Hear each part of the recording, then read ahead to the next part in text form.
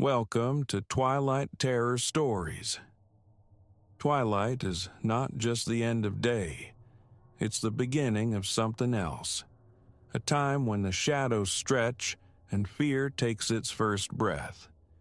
You've stepped into that moment now, and the stories are waiting. Let them find you.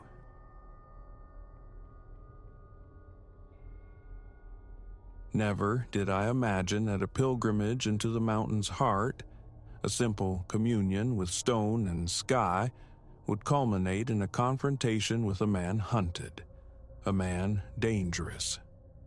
Yet there I was, compressed behind the rough bark of an ancient pine, my pulse a frantic drum against my ribs, learning the stark truth. The predators we anticipate, the clawed and fanged denizens of the wild, are sometimes less menacing than the unforeseen specters of our own species. My name is Reese, a lifelong devotee of the trail, drawn to the untamed places where the mind unspools and the spirit refills. A week's reprieve from the mundane world beckoned, and I answered by setting my boots upon a formidable path winding through the high peaks, a route whispered about for years amongst those who seek elevation and solitude. For 3 sun-drenched cycles, the journey was apotheosis. Vistas unfolded like painted scrolls, the air was an elixir crisp upon the tongue, and silence, deep and profound, wrapped me in a way only true remoteness allows. Wildlife ghosted through the periphery. Fleeting deer, the distant lumber and shape of a bear, an eagle inscribing vast circles on the canvas of the sky. On the 4th day, however, the wildness I encountered wore a human face. Nightfall found me nestled in a small clearing, a brook murmuring its endless secrets nearby.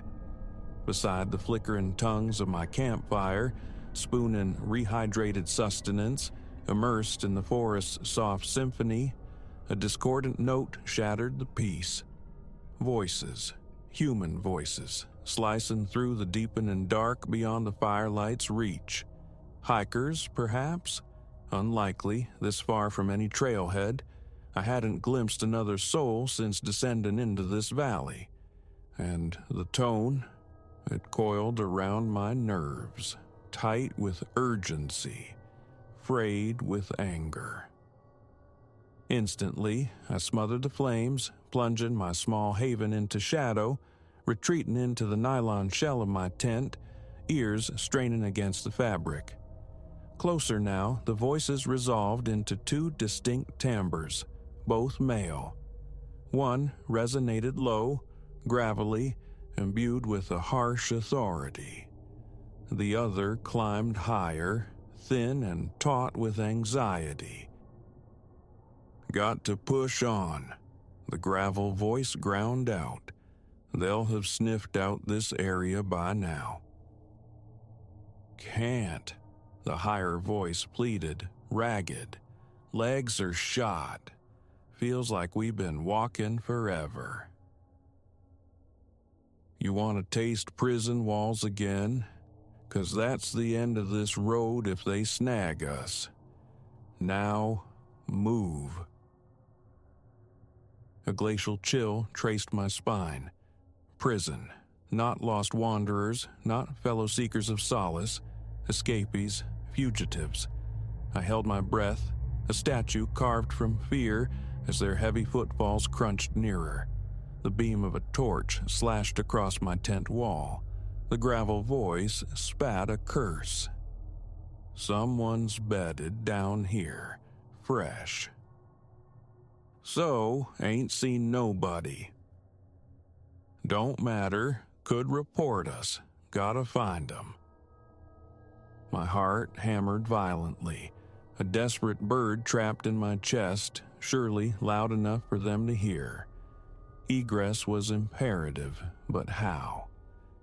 My vehicle sat parked a formidable 2-day trek away, and the suffocating darkness rendered me blind and vulnerable.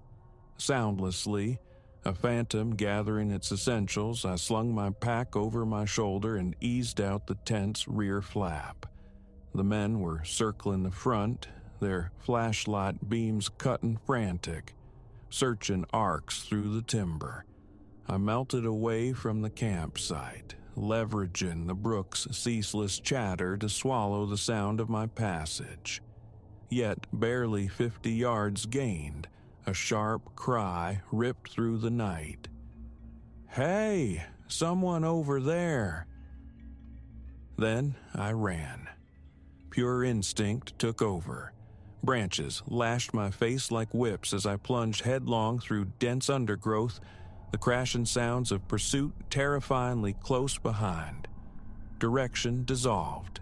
Only distance mattered, putting space, any space, between myself and the hunters.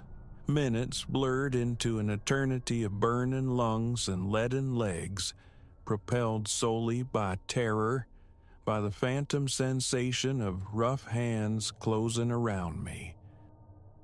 Finally, the machine of my body failed. I stumbled, collapsing against a tree trunk, air tearing through my throat in ragged gasps. Silence descended, thick and watchful. Had I shaken them? As my breathing steadied, the grim reality solidified, lost, alone in the vast, indifferent wilderness, and shadowed by desperate men who might still be searching. My sanctuary, my tent, my provisions, all abandoned back at the violated campsite. My pack yielded meager treasures: water, a clutch of energy bars, a flashlight, the small promise of a first aid kit. Shelter was the next necessity, a place to pause, to think.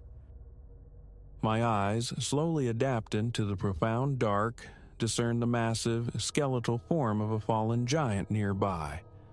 Its upturned root ball formed a shallow cavity, a primitive burrow beneath the earth. Not comfort, but concealment. I crawled into the cramped space, folding myself small, every nerve ending alight. The hoot of an owl became a potential signal, the rustle of wind-blown leaves the footfall of an enemy. Each moment stretched, taut with the expectation of discovery, of harsh voices and rough hands dragging me from my refuge. Adrenaline ebbed, leaving behind a bone-deep weariness. Despite the fear gnawing at me, oblivion claimed me briefly. Consciousness returned with pale sunlight filtering through the latticework of roots above. Cautiously, I peered out. The forest breathed peace in the dawn light. No sign of my pursuers disturbed the tranquility, but the fragile calm couldn't erase the danger. A plan was vital. Returning to the car was the only logical path, yet stripped of my gear, it promised a brutal ordeal. And the chilling question remained. Were they still out there? Watching? Waiting? Deliberation shattered with a sound that sent my heart leaping.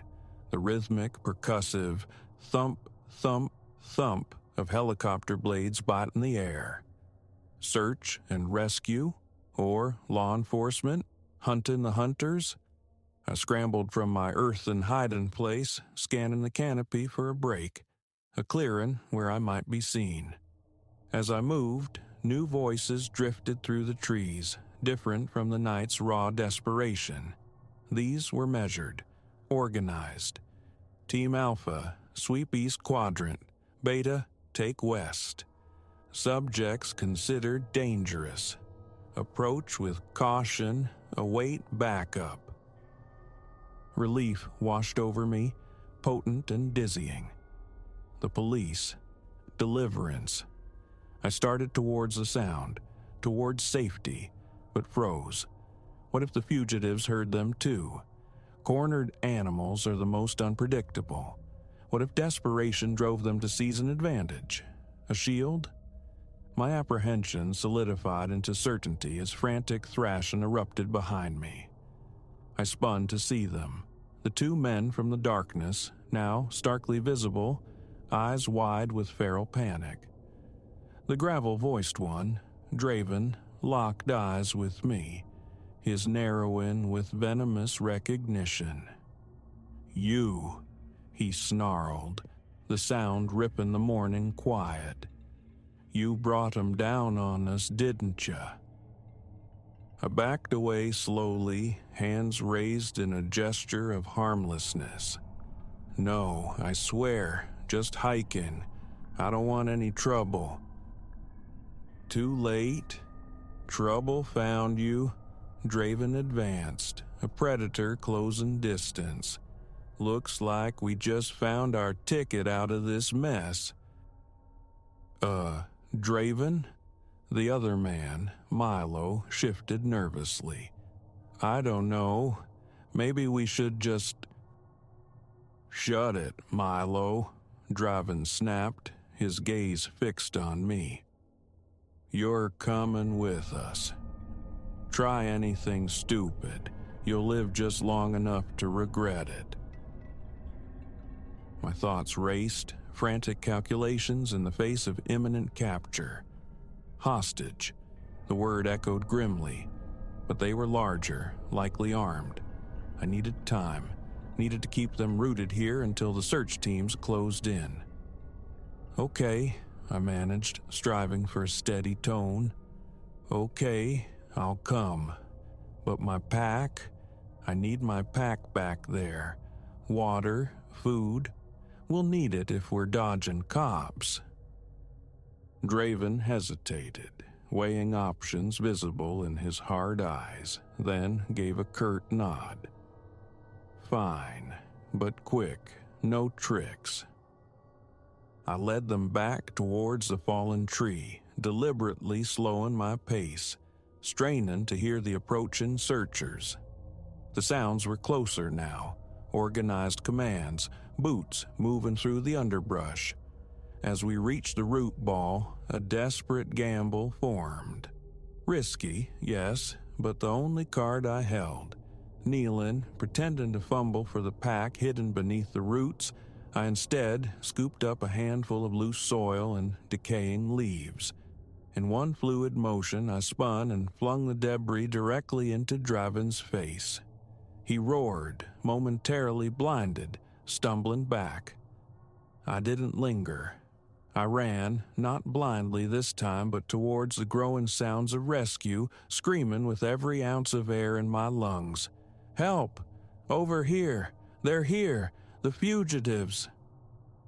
Shouts erupted. Confusion, then commands. The forest floor vibrated with the sudden convergence of running feet. Uniformed figures materialized from the trees, weapons drawn. "Freeze! Police!" I dropped instinctively, covering my head. A brief, violent scuffle, more shouts, then an abrupt, heavy silence. When I dared to lift my head, Draven and Milo were being efficiently secured, wrists bound behind them. A woman with kind eyes and a calm demeanor knelt beside me, helping me rise on trembling legs. "Are you all right, sir?" she asked gently. "You the hiker they radioed about?" I could only nod, lightheadedness swirling as the immense pressure released. "Yes, that's me. I found them. Or they found me." The subsequent hours were a disorienting sequence of debriefings, statements, and a precautionary medical check. Draven and Milo, I learned, were escapees from a medium-security facility several states distant, having evaded capture for weeks. As I was finally cleared to leave, the commanding officer approached, his expression serious but appreciative. "You showed real nerve out there," he said, his voice gruff but respectful. "Not many folks keep their head in a situation like that. Be proud." A faint smile touched my lips. Honestly, I was terrified the entire time. He offered a wry chuckle. That's courage, son. Being scared spitless and doing what needs doing anyway. Driven back towards the trailhead, towards my waiting car and the familiar world, I replayed the preceding 24 hours. I had entered these woods seeking tranquility, a balm for the soul, and instead stumbled into a crucible of raw danger unlike anything I'd ever known. Yet, amidst the terror, I had unearthed a resilience within myself, a strength previously untested. I had stared down fear and walked through it. My love for the wilderness endures. The solace found in its vast silence remains potent. But now, it is tempered with a sharper awareness. Danger wears many masks, and sometimes the critical survival tool isn't a compass or a knife, but the simple, profound ability to remain calm when chaos descends. So, should you ever find yourself deep in the wild and hear a sound that prickles your instincts, listen. Trust that inner warning. Because the most perilous creatures in the forest sometimes walk upright, and the most significant trails we navigate are often those leading to the discovery of our own hidden fortitude.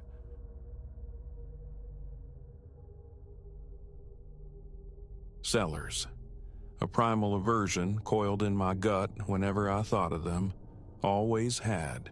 Yet that night, cocooned in the supposed safety of my living room, the clock whispering 11:47 p.m., I heard them. Footfalls echoing from below.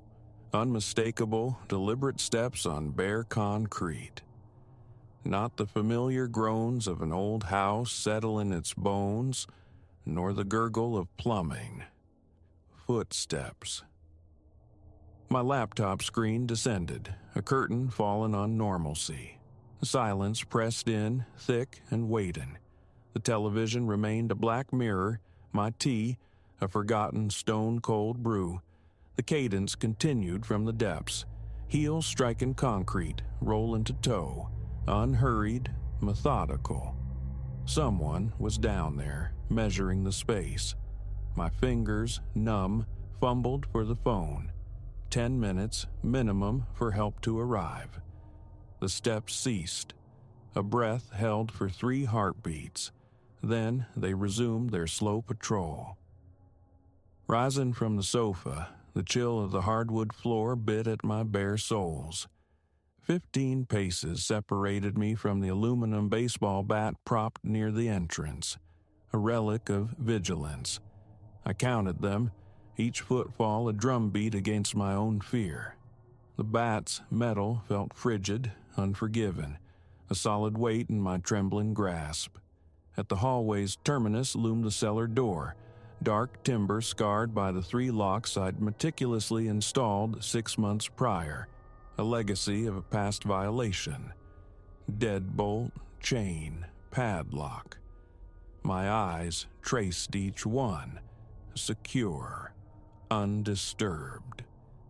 Yet the subterranean promenade persisted. My throat constricted, a desert landscape. Sweat slicked my palms, threatening my grip on the bat. I pressed my ear to the unyielding wood. The steps drew nearer, directly beneath my feet now. Adjacent to the door frame, the basement light switch beckoned. A flick of my finger, and pale illumination bled through the gap beneath the door. The footsteps instantly halted. A frantic hammering commenced against my ribs, blood roaring in my ears. The silence stretched, taut and brittle. 10 seconds crawled by, 20, 30, then the steps recommenced, retreating now, moving toward the cellar's furthest, darkest corner. A glance at my phone. 11:52 p.m. Its screen flared aggressively in the dim corridor. I muted its glare and dialed Marcus. 2 houses down.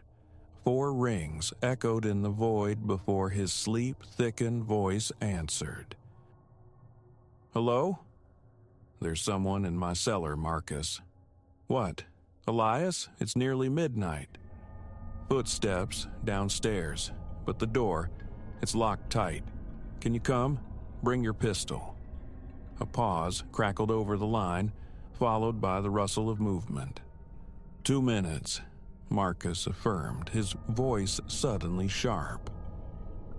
My ear remained fused to the door. The pacing below continued its relentless rhythm, back and forth, a captive's measured tread. A sharp rap on the front door sent a jolt through me.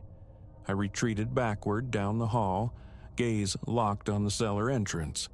Marcus stood on the porch, clad in sweats and a t-shirt, his Glock held loosely but ready. "You certain?" he murmured as I ushered him inside. "Just listen." We stood frozen in the hallway. The footsteps echoed clearly from beneath the floorboards. Marcus's expression hardened into grim resolve. He cycled the action on his weapon. "Police called?" "Not yet. Had to be sure. Wasn't losing my mind." "You're not losing it. Someone's down there." He angled the pistol toward the cellar door. "Unlock it." My hands betrayed me, shaken as I wrestled with the deadbolt. Click. The chain rattled free. Clink. The heavy padlock yielded last. Clunk. Each sound reverberated, unnaturally loud. Below, the footsteps died once more. Marcus took position to the right of the door frame. I mirrored him on the left, bat held high. A curt nod passed between us. I twisted the knob and pulled. The door swung inward, releasing a wave of cool, damp air that carried the scent of earth and stillness. The single bulb at the stairwell's foot threw distorted, elongated shadows. Our combined weight made the wooden stairs groan in protest as we descended. Concrete floor stretched before us, flanked by bare block walls. My washer and dryer stood sentinel against the left wall. Storage crates formed untidy ziggurats in the corners. The water heater emitted a low hum from the rear. No windows punctuated the gloom. Only one other exit, a heavy door leading outside, remained steadfastly secured by its own interior padlock. The space was undeniably empty. "Check behind the crates," Marcus ordered, his voice a low rasp. We navigated the subterranean landscape, probing every recess, every shadow-drenched alcove. Nothing. "Maybe they slipped out somehow?" I ventured, hope flickering weakly. Marcus shook his head, eyes scanning the impenetrable walls. "How? That back door's locked from this side, no windows, no other way in or out." The footsteps began again, directly between us. Marcus pivoted, weapon instantly tracking. My grip tightened convulsively on the bat. The steps traversed the concrete floor, distinct as heartbeats, yet nothing occupied the space they traced. Only vacant air. We watched, mesmerized, as invisible feet disturbed the fine layer of dust, leaving a perfect trail of prints. Heel to toe, heel to toe. "Sweet mother," Marcus breathed. The footprints halted mere inches before us. The air grew teeth, biting cold. My breath plumed visibly. A cardboard box abruptly launched itself from a nearby stack, slamming against the far wall. We spun. Another followed, then a third, impacting the concrete with violent cracks. "Go!" Marcus yelled. "Now!" We scrambled for the stairs, a primal urge overriding thought. Something glacial, like skeletal fingers, brushed against my back. I stumbled, nearly falling. Marcus hauled me upright, propelling me forward. We slammed the cellar door shut. My fingers, clumsy with terror, fumbled with the locks. Click, clunk, clink. All 3 bolts shot home. Instantly, heavy footfalls pounded up the basement stairs. Something slammed against the door from the inside. The wood groaned, splintered, but held fast. "My car," Marcus gasped, already moving. "Let's get out of here." We fled, abandoning the house, the front door gaping wide behind us. His engine caught immediately, tires screaming on the pavement as we peeled away. In the rearview mirror, my house receded, shrinking but strangely luminous. Every single window blazed with light, though I'd only illuminated the cellar. We reached Marcus's home. Clara, his wife, was awake, her face etched with concern. One look at our pale-drawn features, and she began brewing coffee without a word. "What on earth happened?" she finally asked, her voice hushed. I opened my mouth, but the narrative refused to form, lodging itself like a stone in my throat. Marcus recounted the events, his tone remarkably level, though the tremor in his hands betrayed him as he cradled the mug. "You'll stay here tonight, Elias," Clara insisted gently. "We'll sort this in the morning." I nodded dumbly, knowing deep down there was nothing to sort. Whatever resided in my cellar defied understanding, let alone confrontation. We occupied their living room until the first hint of dawn painted the sky, adrift in a shared, sleepless silence, watching the world outside slowly reclaim its color. At 7, Marcus drove me back. In the impartial morning light, my house seemed deceptively ordinary. The front door still hung open, an invitation to emptiness. Inside, nothing appeared disturbed. Even the cold cup of tea sat precisely where I'd abandoned it. We approached the cellar door. The 3 locks remained engaged. With Marcus covering the entrance, pistol raised, I undid them once more. The basement lay as we had fled it, scattered boxes, disturbed dust, but something new commanded attention. Scrawled across the far concrete wall, gouged deep as if by colossal talons, were 2 words, 3 feet high. "I live here too." We secured the cellar door again. All 3 locks. I threw essentials into a bag and sought refuge at my sister's place in Connecticut. The house went on the market the following day. It sold 2 weeks later, drastically undervalued. I didn't haggle. That was 3 years ago. My current residence is an apartment, 3rd floor, no cellar. Yet sometimes, late at night, the footsteps return. Not from below anymore. They resonate from within the walls themselves. Closer, always closer. 3 locks now adorn my bedroom door. A futile gesture I recognize even as I perform it. They offered no sanctuary before. Tonight, the steps are louder, more insistent, seemingly just beyond the drywall. Perhaps it has found me again. Or perhaps it never left, merely biding its time.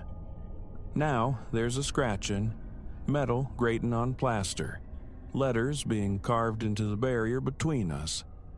I don't need to see them to know their message. The plaster gives way, cracks spiderweb. I see the tips of claws emerging. Instinct screams run, but where does one flee when the pursuer transcends distance? When its patience spans years, merely to conclude what it began. The wall disintegrates.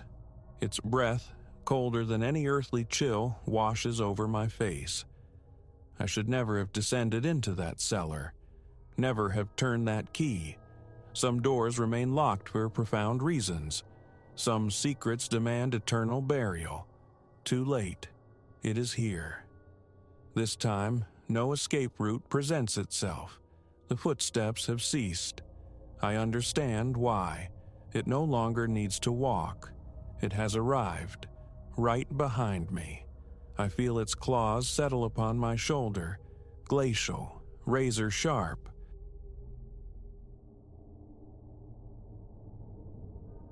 A breath, intimate as a secret, feathered against my ear that Thursday.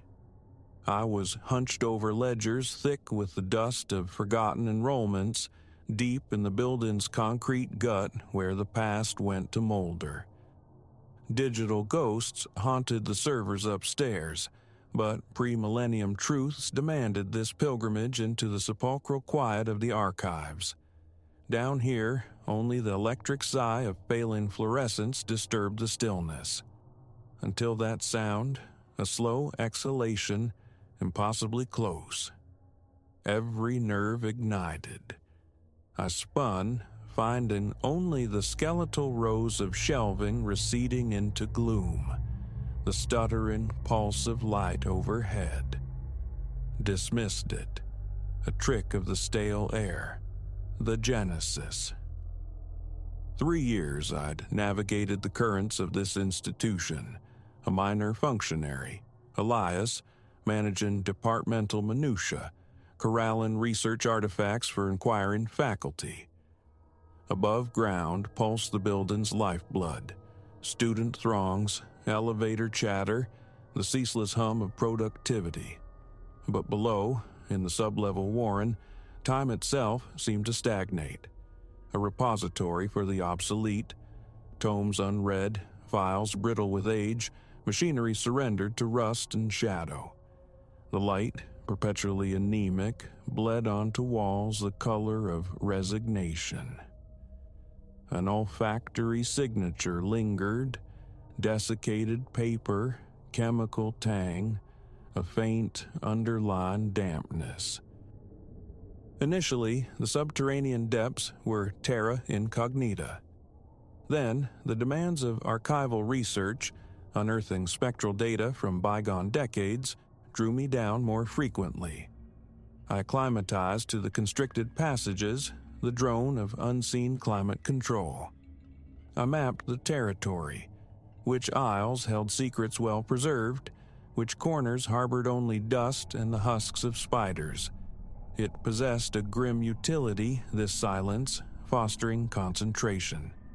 Yet the silence began to fray, a furtive scuff as of leather on concrete just beyond the stacks, a muted thud like a dropped folio, logical culprits, a colleague foraging, the building groaning in its sleep. "Anyone there? Need a hand?" My voice echoed, unanswered.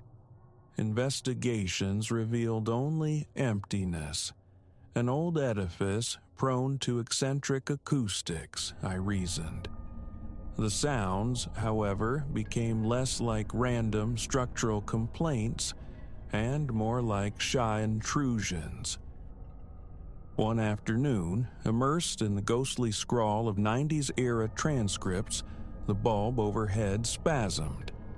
In that flickering instant, peripheral vision snagged on motion, a swift, dark sliver gliding across the floor near the wall base. My head snapped left. Nothing but concrete and dust motes dancing in the inadequate light. But the air had turned sharp, biting. A palpable cold wrapped around my arms, raising goose flesh. My pulse hammered a frantic rhythm against my ribs. Just the light, I insisted internally. An optical illusion in this perpetual twilight. Perhaps a week passed. Then it spoke, not loudly, but intimately, a low susurrus shaping the first syllable of my name. "Eli." stretching it, thinning it to a thread of sound. I jolted, spinning on my heel, heart leaping. The corridor stretched vacant in both directions.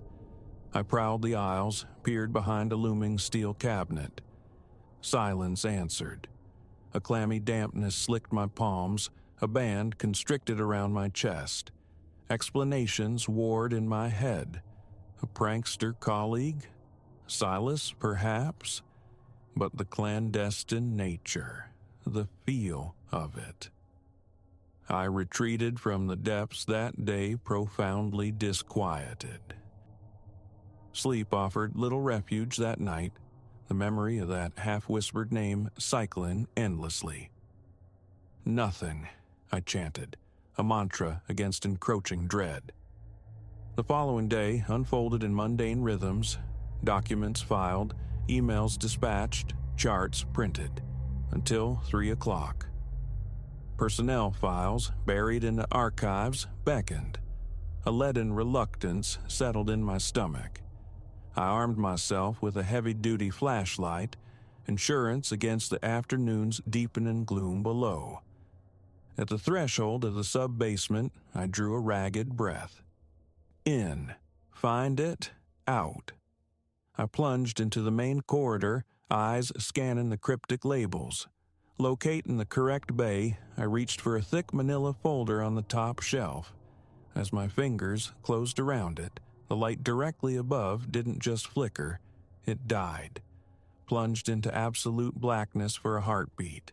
And in that void, a warmth, moist and deliberate, ghosted across my cheek, impossibly near. My own breath hitched. Light flared back on. I recoiled violently, stumbling back, the flashlight slipping from my grasp to clang against the concrete. My hand, when I retrieved it, shook uncontrollably. I'm not prone to vapors or easy frights. Solitary, late nights and other campus warrens never unnerved me. This, however, this breath, it carried a weight, a verisimilitude that bypassed reason. The phantom warmth lingered on my skin. My pulse throbbed, a frantic drum against the sudden dryness in my throat. A frantic scan revealed only the familiar emptiness, the low thrum of distant machinery. Sheer will propelled me back to the shelf. I snatched the required files, tucked them fiercely under my arm, and made for the stairs. Every step was shadowed by a prickling awareness at my nape, the unshakable conviction of unseen proximity. That evening, the impulse to confide, in administration, even in Silas, warred with a potent cocktail of embarrassment and fear. What proof existed beyond fleeting sensations, ambiguous sounds, failing lights? Accusations of delusion, or worse, dereliction of duty, seemed inevitable. Silence became my shield. Yet, the phenomena intensified over the ensuing months. The whispers grew bolder, though never distinct. Sometimes a low, indistinct murmuring, as if from behind the stacks. Other times, a half-articulated syllable breathed just over my shoulder. Each time, a frantic pivot with the flashlight beam revealed only dust and stillness. My composure frayed. A sheen of cold sweat would break upon descending the stairs. I began strategizing avoidance, delaying archival requests, hoping inquiries might fade.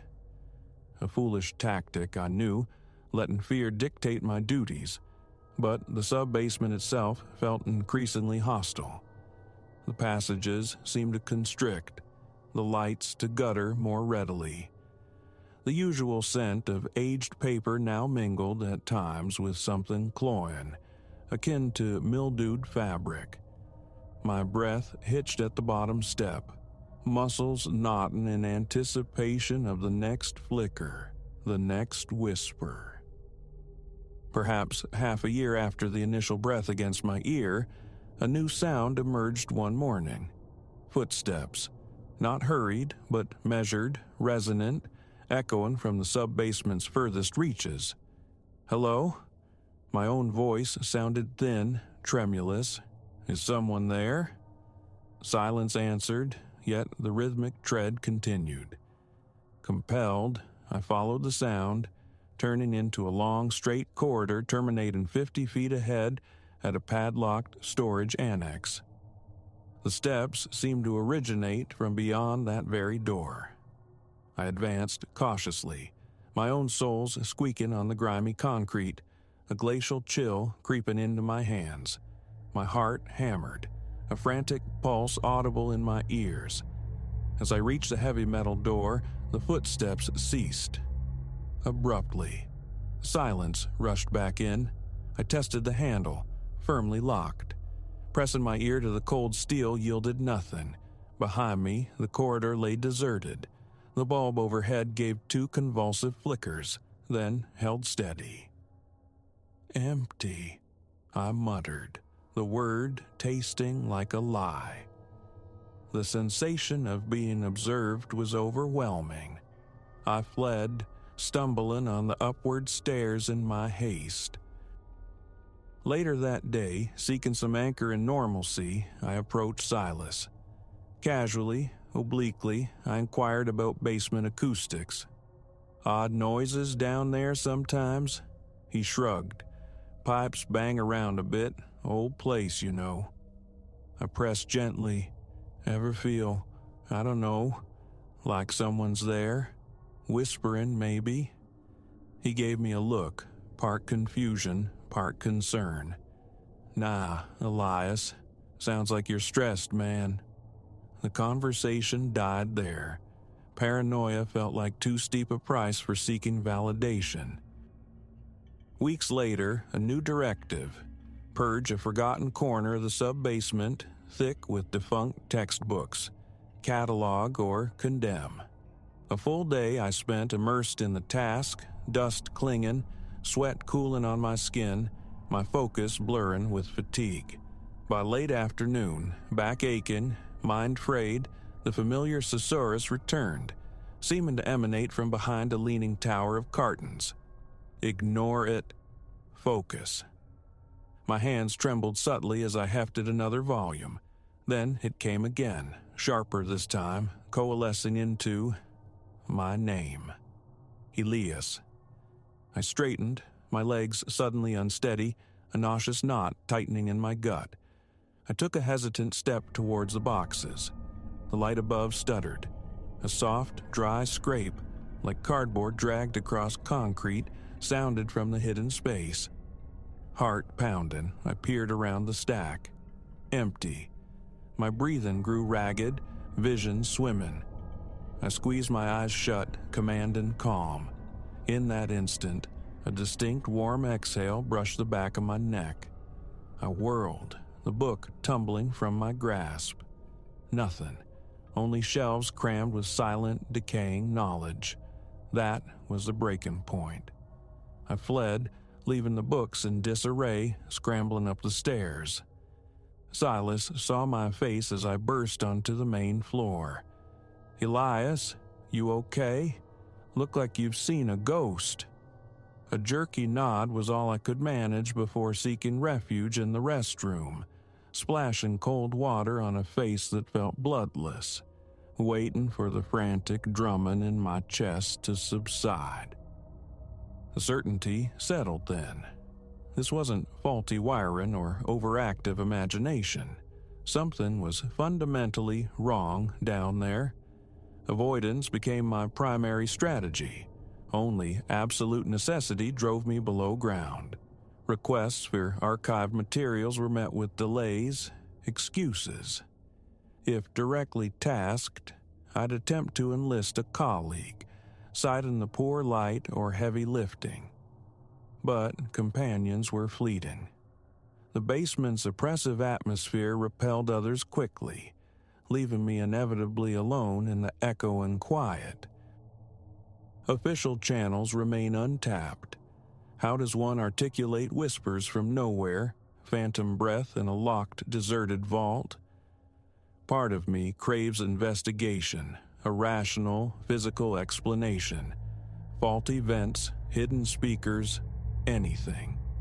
But a larger part recoils, anticipating the raised eyebrows, the dismissal, the quiet judgment. Unstable. So I exist in this precarious balance, tethered to my livelihood yet desperate for sanctuary, unable to quit, unable to deny the terror that grips me each time my foot touches the top step leading down. My mind still grasps at straws.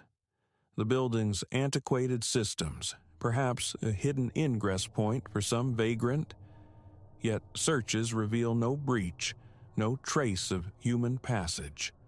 The thought of recording surfaces occasionally, a digital witness to validate my sanity. But the prospect chills me more than the basement itself.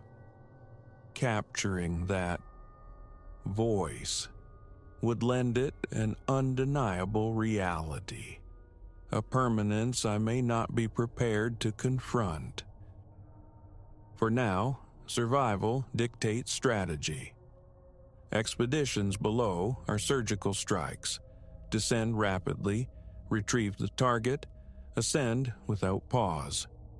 I train my eyes forward, refusing to acknowledge the peripheral flickers, the sudden temperature drops, the shadows that seem to deepen unnaturally in the corners. Yet the sense of presence remains, a constant weight just beyond my shoulder blades, the feeling of scrutiny from mere inches away. Sometimes a faint guttural static reaches me, like speech struggling to form. Is it directed at me? Is it benign, malevolent, or merely an echo trapped in time? The not knowing is a slow erosion of the soul.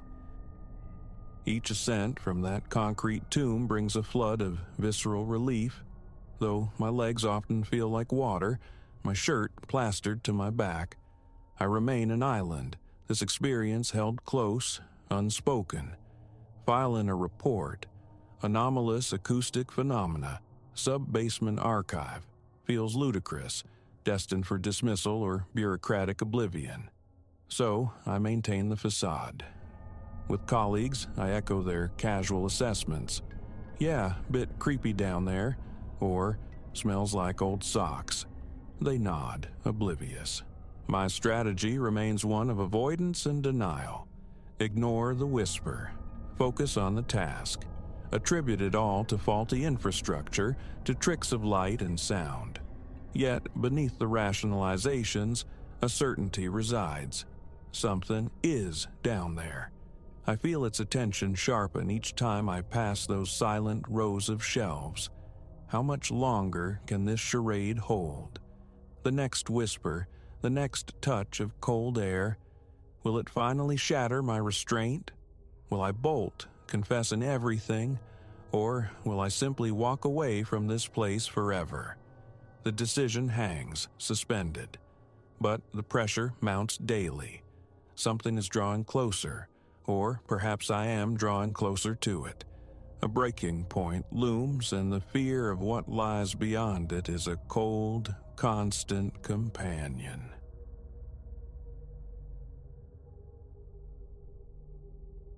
Another pine, Ilara murmured, her voice thin against the car's hum. Swear, it's the same Titan we passed 10 minutes back. Beyond the headlight beams, the forest was a wall of impenetrable shapes, silhouettes against a starless void. The Serpentine Mountain Road, our chosen scenic return from a weekend scaling peaks, had become a labyrinth under the cloak of night. Scenery, a cruel jest now, with vistas swallowed by darkness. The dashboard clock glowed 11:23 p.m., an hour since the GPS died, leaving us adrift with archaic paper and fraying intuition. 40 minutes, at least, since another soul shared this winding isolation. Reese, wait! Alara straightened abruptly, leaning toward the windshield, her silhouette sharp. Something ahead. A flicker.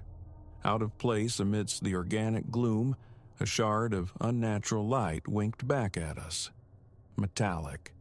I eased off the accelerator, the engine note dropping, eyes straining against the oppressive dark. And then, materializing from the night, a steel cable, taut and gleaming wickedly, stretched across the road precisely at windscreen height. It tethered two massive trees, a garrote waiting for the unwary.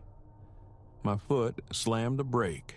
Tires bit gravel as we skidded to a halt, perhaps 30 feet shy of the trap. "That's wrong," Alara whispered, a tremor vibrating through the word. Silence descended, thick and heavy, broken only by the engine's unsteady idle. We stared. The cable, nearly invisible until fatally close, possessed a lethal thickness, engineered for damage, or worse.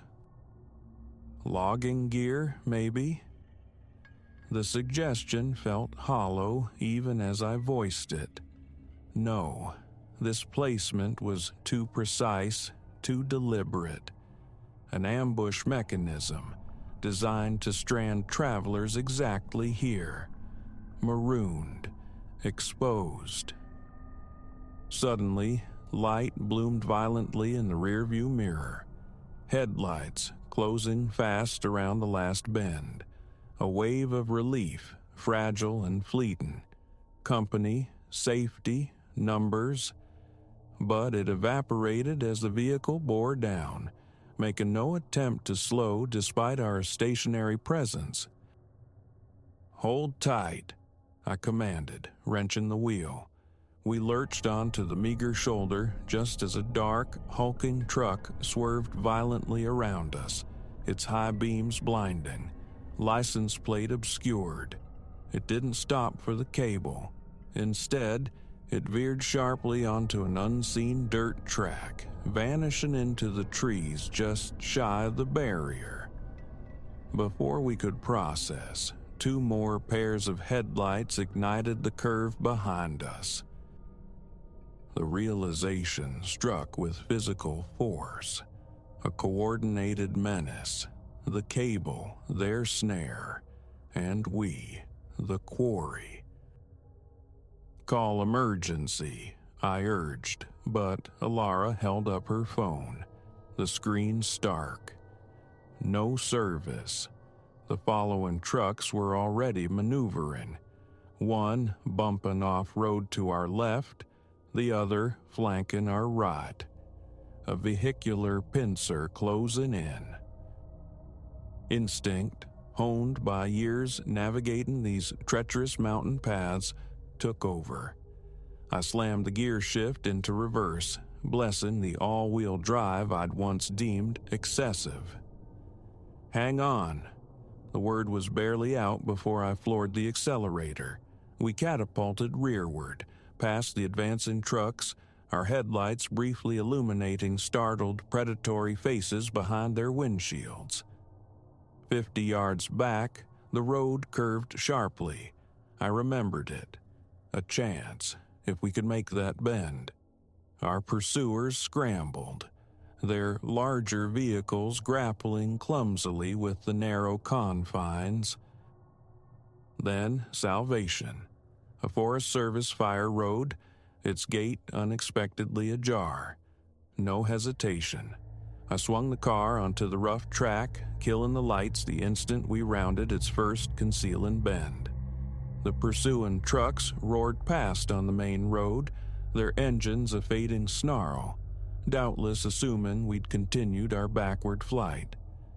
We plunged into absolute black, hearts hammering a frantic rhythm against ribs. Alara's hand found mine, her grip crushingly tight. 10 minutes stretched into an eternity before I dared risk the dim glow of parking lights. The fire road, blessedly, proved our escape, eventually depositing us onto a different highway 15 miles south. We emerged near the garish, reassuring lights of a rest stop where state troopers nursed late-night coffee. Our breathless, fragmented story sent them scrambling, radios crackling with calls for backup as they sped towards the mountain pass. The hours that followed dissolved into a fugue of officialdom, punctuated by lukewarm coffee from a humming machine. We learned of whispers, other incidents, missing signs, odd debris on remote stretches. But the cable, that was new. Ours was the first encounter with such overt malice. That night irrevocably altered the mountain community's sense of security. Emergency call boxes sprouted along isolated routes installed by the Forest Service. Local off-road clubs began organizing nocturnal patrols of the back roads. The police formed a dedicated task force, complete with a hotline for suspicious sightings. Alara and I still seek the solace of the peaks, still favor the winding detours, but differently. Satellite beacons are now essential gear. Gas tanks stay full. Emergency kits packed. Critically, our routes are shared, check-in times established. Our ordeal became a grim catalyst. The Department of Transportation upgraded signage, installed lighting in crucial spots. Remote businesses formed a safe haven network, offering round-the-clock refuge. Defensive driving courses tailored to rural hazards became commonplace. Just last month, a young couple, having heard our story, recognized similar warning signs, a suspiciously placed obstacle. They knew. Keep moving. Find safety. Report. Their swift action led authorities to apprehend some of those responsible. The Fire Road, our sightless sanctuary that night, now sports a proper gate, monitored by cameras. Local hikers maintain it, an emergency egress marked by subtle reflective signs, visible only to those desperately seeking them. What was forgotten track is now a symbol of collective resilience. We launched a website, a digital beacon sharing safety protocols, mapping safe havens, linking travelers to local aid. Other rural communities have mirrored the initiative, weaving their own safety nets. Because the deepest lesson learned under duress was this: safety transcends mere avoidance.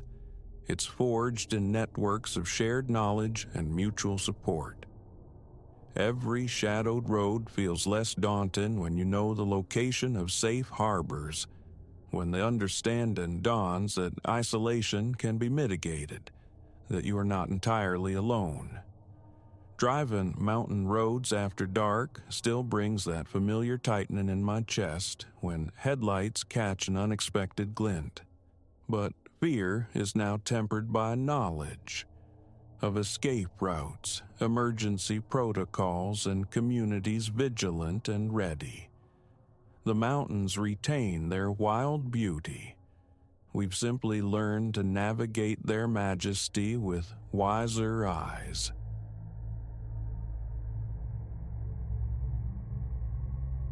The inkling that something was fundamentally misplaced in the aged bones of the building came upon Elias Thorne in the pre-dawn luminescence, near 5, when he'd risen early to attend to the structure's perpetual groans and sighs. Outside, the day's first light bled across the flagstones of the central courtyard, a pearlescent wash potent enough to etch long, skeletal shadows from the spindly trees and wrought iron benches. Standing by the hallway's fractured window pane, Elias observed a lone figure methodically sweeping near the far brick wall. A mundane sight, initially, but as his focus sharpened, the air thickened in his lungs.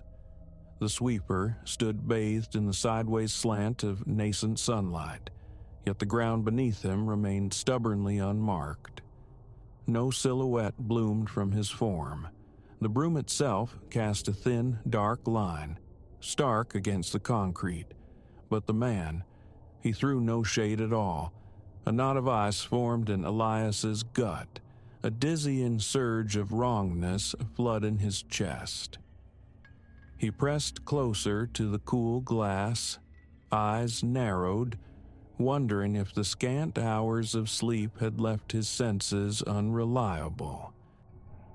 He was a custodian here, Elias Thorne, the one tasked with placating the building's geriatric whims, its incessant demands for repair. His residence was a tapestry woven with odd-hour patrols, a constant vigilance against the specter of burst pipes, expired bulbs, or noises that scuttled just beyond explanation. This morning, however, offered no familiar ailment of plumbing or wiring.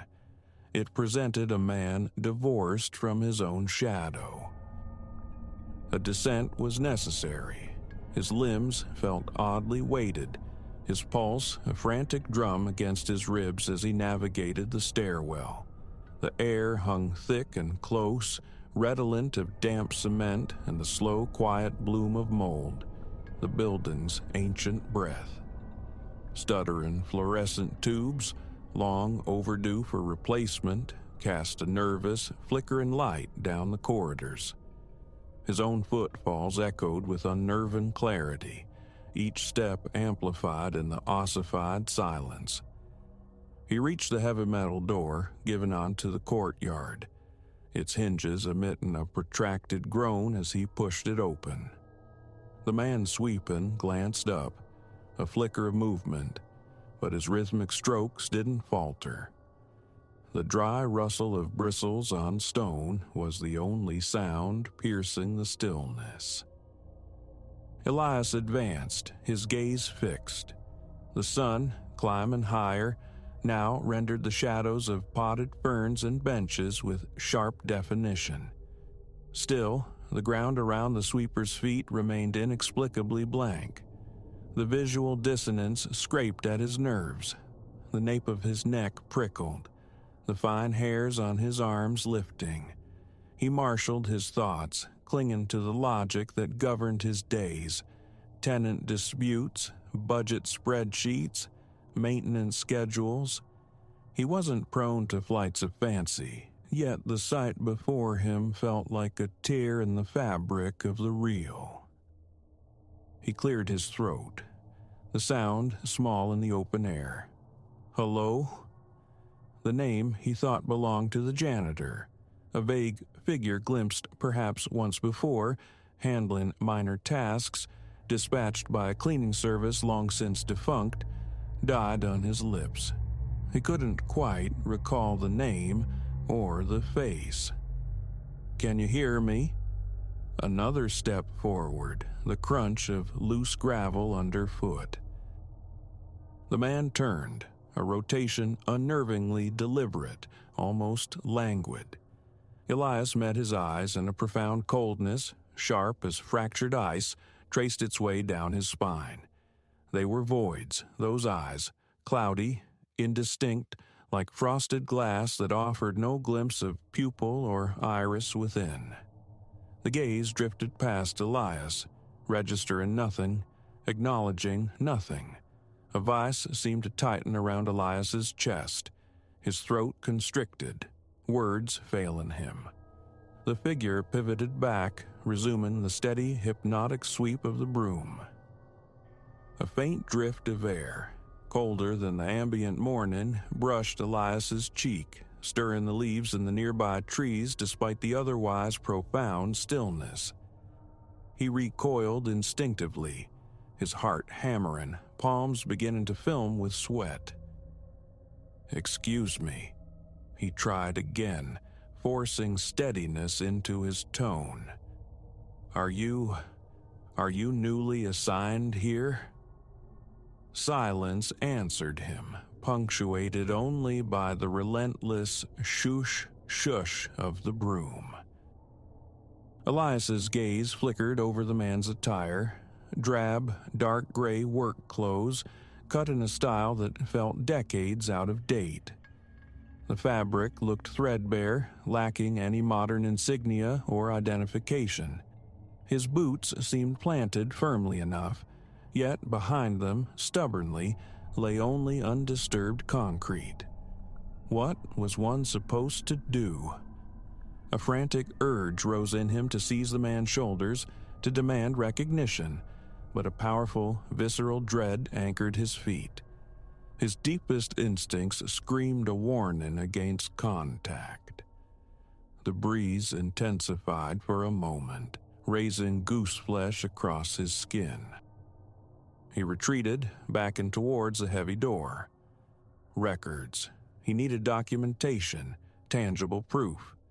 His mind churned, a vortex of questions, but he clung to the notion of process, of facts. If this man existed in any official capacity, a paper trail must exist.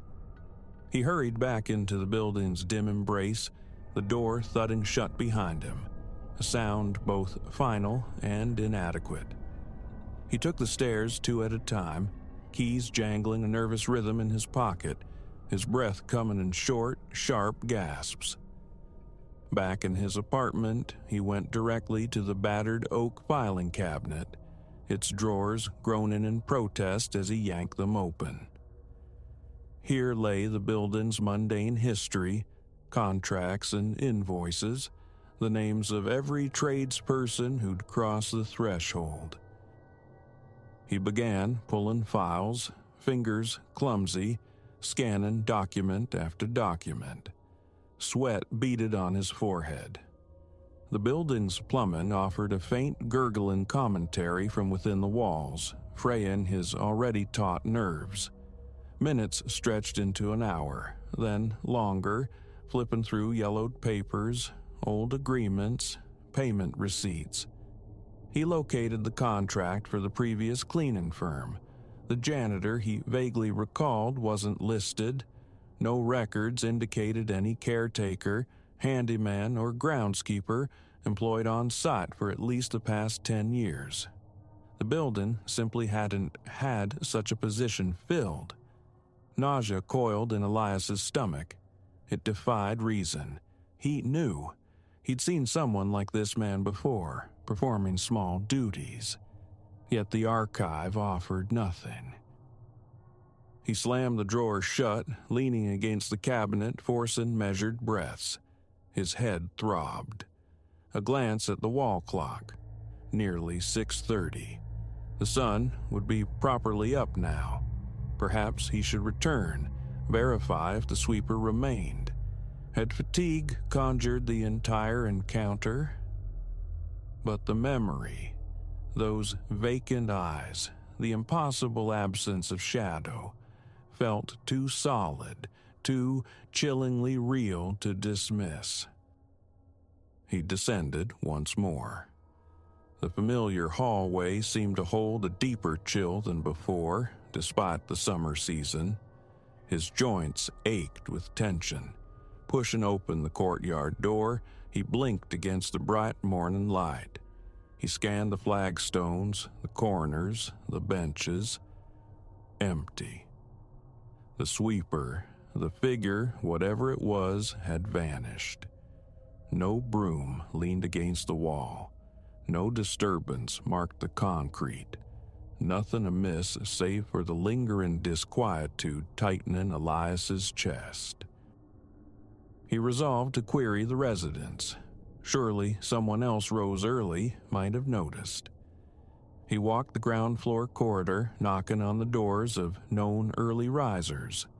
A few answered, bleary-eyed in robes, regarding him with mild confusion.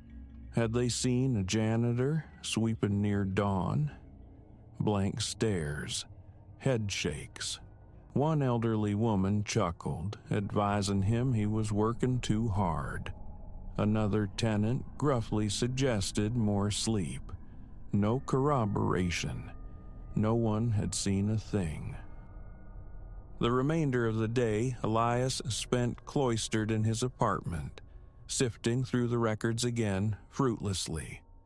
He tried the old cleaning company's number, disconnected. Other inquiries led nowhere. It felt like pursuing smoke. By evening, exhaustion had settled deep in his bones. Television offered no distraction. The image of the shadowless man, the vacant stare, superimposed itself onto the screen. Sleep, when it finally came, was shallow and disturbed, haunted by the rhythmic scraping of an unseen broom.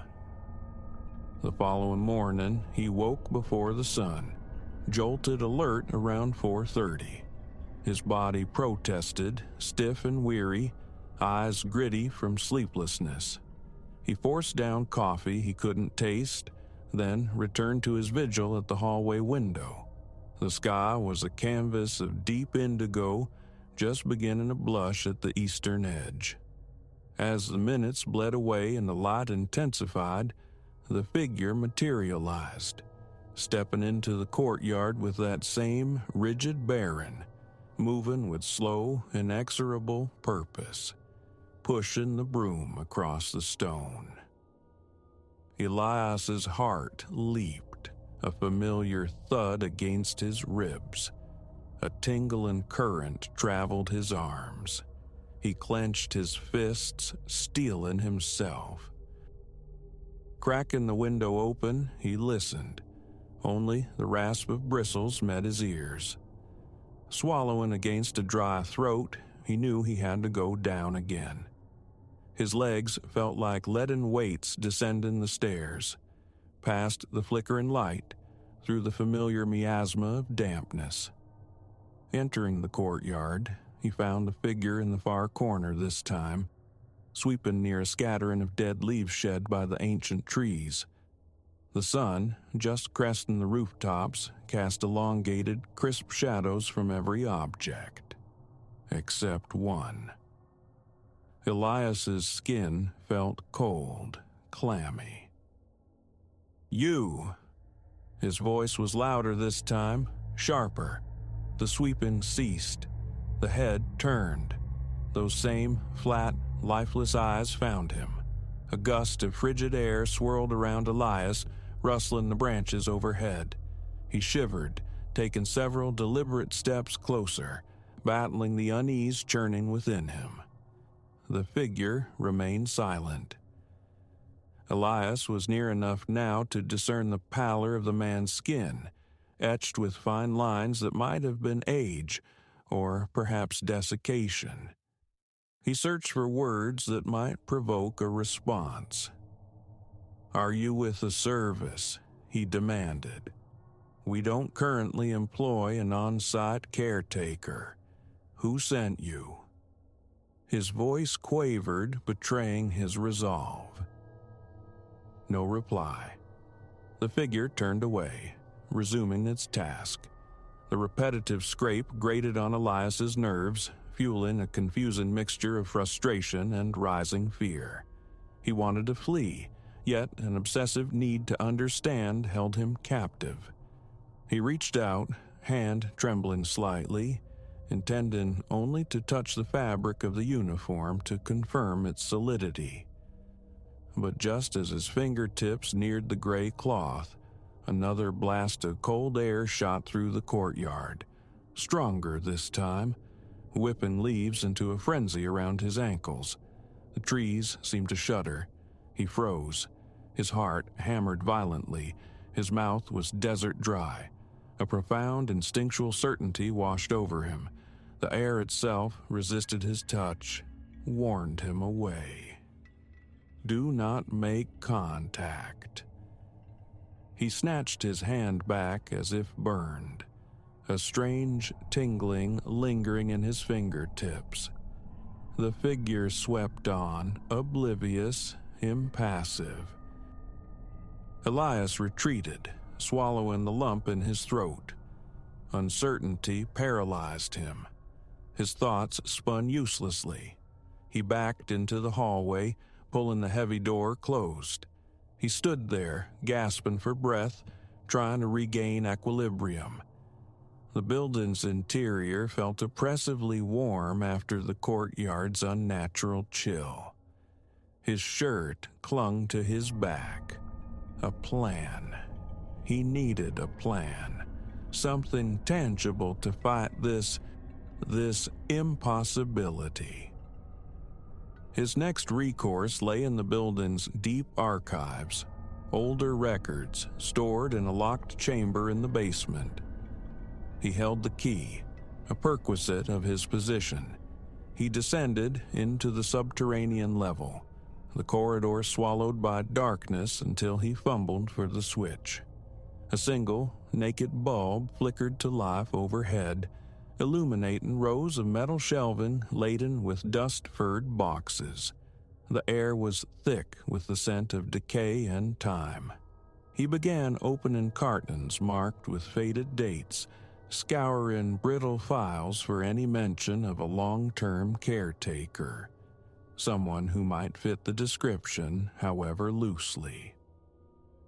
He unearthed ledgers and maintenance logs dating back decades. His eyes strained against the faded typewritten entries. Notes detailed ancient plumbing crises, electrical faults, mentions of past staff, none matching the sweeper. A gardener appeared briefly in logs from 15 years prior, but the details didn't align. Hours dissolved in the stale, flickering dimness. He found nothing. Defeated, he pushed the boxes aside and slumped onto a cold metal stool, rubbing his temples. The flicker and bulb pulsed shadows on the walls, mocking his search. The basement's stagnant air pressed in, heavy with failure. One final check of the courtyard before conceding the day. He extinguished the light, locked the basement secrets away, and climbed back towards the ground floor. Reaching the courtyard, he found it bathed in full morning sunlight. Birds chirped. A distant car horn sounded. Mundane reality had reasserted itself. Except, leaning against the far wall, was the broom, as if casually left behind. He approached it cautiously, touched the wooden handle. It felt unnaturally cold, though perhaps it was just the morning air. He lifted it, plain wood, no maker's mark. It looked archaic, the bristles stiff, deeply worn. A shiver traced its way up his spine just holding it. He carefully propped it back against the wall and stepped away. The ensuing days fell into a nightmarish pattern. Each dawn, the figure would manifest, sweep its soundless path across the stones, casting no shadow, impervious to Elias's presence. Each time, the unnatural cold would emanate from it, a palpable wave that tightened Elias's stomach and raised goose flesh on his arms. His attempts at communication were met with the same vacant stare, the same utter lack of response, before the figure turned back to its ceaseless task.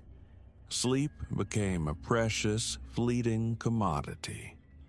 He dreaded the approach of dawn, yet felt compelled to witness, to try again to unravel the enigma. He questioned the older residents more persistently. Had anyone at all, recalled a caretaker matching the description, perhaps from many years ago? Puzzled expressions, vague recollections of someone, maybe, but no concrete details emerged. Most dismissed his inquiries with platitudes about stress and overwork, deepening his sense of isolation. Each confrontation played out identically. The racing pulse, the damp palms, the encroaching cold that seemed to cling to the figure like a shroud. He began double, then triple checking the locks on his apartment door at night, a futile ritual against something that operated outside normal boundaries. On the 8th morning of this spectral routine, Elias woke before his alarm, nerves screaming. His body ached with fatigue, but his mind refused rest. He went to the window. Predictably, the figure was there, sweeping in the center of the courtyard this time, bathed in the dim, ethereal light of earliest dawn. Elias watched, the familiar knot tightening in his stomach, a cold sweat breaking on his brow. His throat felt raw. He had to go down. He had to face it again, endure the chill, the blank gaze. He descended the stairs, each step heavy, deliberate. The courtyard door groaned its usual complaint. He called out, his voice thin and reedy. The figure turned, offered the same empty regard, then pivoted back to its work. The cold breeze gusted, making his teeth chatter slightly despite the mild air. Nausea twisted within him. His legs felt unsteady. "I know you're not in any records," he forced out, the words trembling. "Who are you? Why are you here?" Only the abrasive scrape of the broom answered. He stood rooted, staring, muscles coiled tight. He realized his breathing was rapid, shallow, bordering on panic. A dull ache spread through his chest. The broom moved back and forth, back and forth.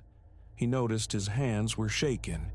The edges of his vision seemed to dim momentarily. The wind gusted again, swirling dry leaves across the flagstones. He pressed his back against the cool, rough brick of the building for support, fighting a wave of faintness. After a long moment, he managed to regulate his breathing, gain some semblance of control. Then, defeated, he turned and retreated into the building. The tension remained locked in his shoulders, but the oppressive cold receded. Through the thick metal door, he could still faintly hear it, the persistent, scraping whisper of the broom, a sound that now seemed to echo endlessly in his mind. He stumbled back to his apartment in a haze, bolting the door behind him, leaning heavily against it. His heart still pounded erratically. His clothes felt clammy. Logic offered no solace. Hallucinations, stress-induced delusion, a bizarre trick of the oblique dawn light. Yet each encounter felt utterly, terrifyingly real. The sound of the non-existent footsteps he never quite heard but felt. The undeniable shadow of the broom. The absolute, physics-defying lack of shadow from the man himself. And those eyes looking through him, not at him. This is how things remain. Every morning, as the first light touches the city, the ritual repeats. Elias finds no trace of the sweeper in any official history of the building. His neighbors offer only skepticism or pity. He feels ensnared in this cycle, wakened before dawn with dread coiling in his gut, compelled to watch the silent figure perform its task. Each attempt to confront is met by the same impassive gaze, the same encroaching cold that pushes him back. The figure offers no word, no sign of ordinary existence. The old building sighs around him, offering no answers. There is no indication this will ever cease. Elias Thorne is left adrift in questions, haunted by the presence in the courtyard. He doesn't know what the figure is or the purpose of its spectral labor, only that it will be there again tomorrow at dawn, sweeping without shadow, turning those colorless eyes towards him before resuming its endless work, leaving Elias with a chill deep in his marrow that never truly fades.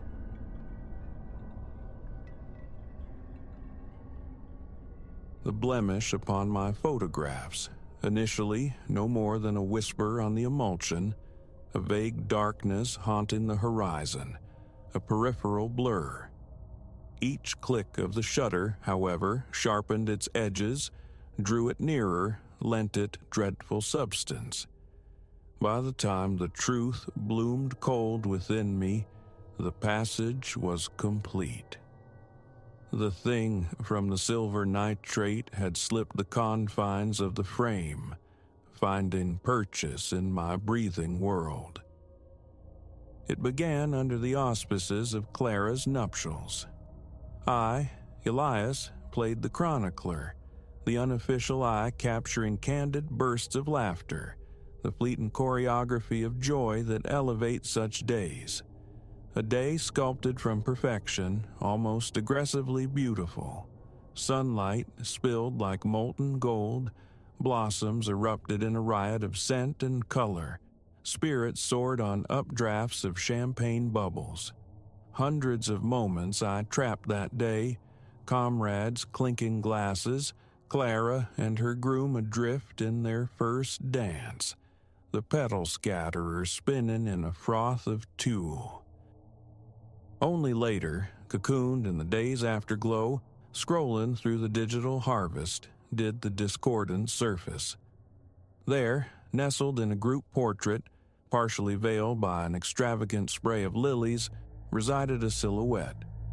Humanoid, yet fundamentally other. Indistinct, yes, like motion blur, yet possessed of an unnerving sharpness at its periphery, proportions subtly skewed. Magnification offered no clarity, merely dissolving the anomaly into pixelated chaos. A trick of the light, I reasoned. A guest caught mid-stride. A convenient lie. But the lie frayed. It reappeared, again and again. A phantom threading itself through the tapestry of the celebration. Flickering through the gallery, a chilling cartography emerged. The shape present in nearly every frame. Sometimes a mere rumor of darkness at the edge, other times bolder, lurking just beyond the oblivious revelers, half swallowed by decor. Us traced my vertebrae. The unsettling truth. It wasn't static, it evolved. From the ceremony's early captures, a formless blot, to the reception's later frames where the suggestion of a cranium, scapulae, articulated limbs coalesced. Exhaustion, I insisted, optical fatigue. I shuttered the laptop, seeking refuge in sleep, promising daylight scrutiny. Sleep offered no sanctuary. Closing my eyes conjured only that encroaching form, sharpening with each phantom shutter click. Dreams became a hunting ground populated by indistinct watchers, forever peripheral, forever closing in. Morning arrived heavy with apprehension. I approached the laptop, nursing a fragile hope that sunlight might expose the phantom as mere coincidence, a confluence of shadows. Hope shattered. Not only did the figure persist, it had gained definition overnight. In the later images, details now swam into focus. Sockets barren of eyes, a mouth like a tear in fabric, phalanges elongated, needle-sharp. My fingers trembled navigating the sequence. Each successive image pulled the entity closer, its focus tightening, inexorably migrating towards the foreground, elbowing past the radiant, unaware guests. The final wedding photograph delivered a blow to my sternum. Clara, resplendent, glass raised mid-toast, and directly behind her, no longer suggestion but horrifying presence, stood the figure, fully manifest, its visage a grotesque mockery of humanity. One skeletal hand extended, mere millimeters from Clara's shoulder. I slammed the machine shut, air tearing raggedly from my lungs. Impossible. Photographs don't mutate, phantoms don't leach from emulsion to stalk the living, yet the certainty of what I'd witnessed settled, cold and absolute. This was merely the overture, Weeks blurred into obsessive scrutiny. Hours bled away analyzing the cursed images, grasping for explanations. Photographic quirks, spectral incursions, anything. Research yielded only deeper unease. The contamination spread. The figure began to bleed into other captured moments. Sun-drenched holiday snaps from years past, casual selfies with friends, even staid professional portraits. Always nascent in the background, always creeping forward. I ceased photography, taped over my phone's lens, purged my apartment of framed memories, futile gestures. New images materialized on my devices. Unbidden, unwitnessed captures documenting the entity's infiltration of my private spaces, my workplace, looming over my sleeping form. Concern ripened into alarm among friends, family. Explanations sounded like lunacy. Stress, they murmured. Sleep deprivation. Grief, perhaps, over Clara's post-nuptial departure. They perceived only normalcy in the prince. No lurking horror, no umbral threat. Sanity frayed. Was it delusion? A mind fracturing under unseen pressure? Yet, just as self-assurance began to mend, the evidence returned. A tremor of movement in a polished surface. A second shadow tethered to my heels. The prickling certainty of unseen observation in solitude. The threshold dissolved one night. Returning from a late shift, the city streets lay deserted, my footfalls the only percussion against the pavement's silence. Passing a darkened storefront, a flicker in the glass snagged my attention. Reflection, me. And behind me, sharp and undeniable, stood the figure, no longer confined to the two-dimensional plane. I whirled, heart slamming against my ribs. Emptiness greeted me. Turning back to the window, it was still there. Closer, close enough to discern the texture of its integument, like crazed ceramic. Close enough to plumb the void of its sockets, to witness the soundless O of its lipless mouth. I fled. A desperate, lung-searing flight until the sanctuary of my apartment was bolted, every switch thrown against the dark, huddled in a corner like a cornered animal, a fragile defense. I felt its imminence, a tangible pressure building. It had traversed the barrier between image and reality. No refuge remained. As I sat, vibrating with terror, awaiting the unavoidable, my phone chimed. A new photo notification. Trembling hands unlocked the screen. An image of me, captured instants ago, cowering in this very corner. And there, bleeding from the deepest shadows behind me, the figure, its hand, those porcelain-fractured fingers extended, hovering inches from my shoulder. I didn't turn. I couldn't. In that terminal clarity, I understood. This entity, this hunter from the frame, had stalked me across time, through every captured sliver of my existence. Now, the pursuit concluded.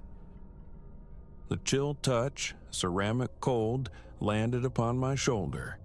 One final, fleeting thought snagged in the collapsing architecture of my mind. Would they see it, I wondered, in the photographs they'll surely take of this empty room? Then the aperture closed.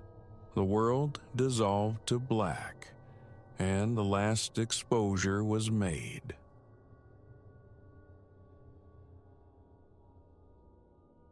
Rain was sheeting down that afternoon, blurring the workshop windows into abstract watercolors, the kind of day that drives dampness deep into wood and bone.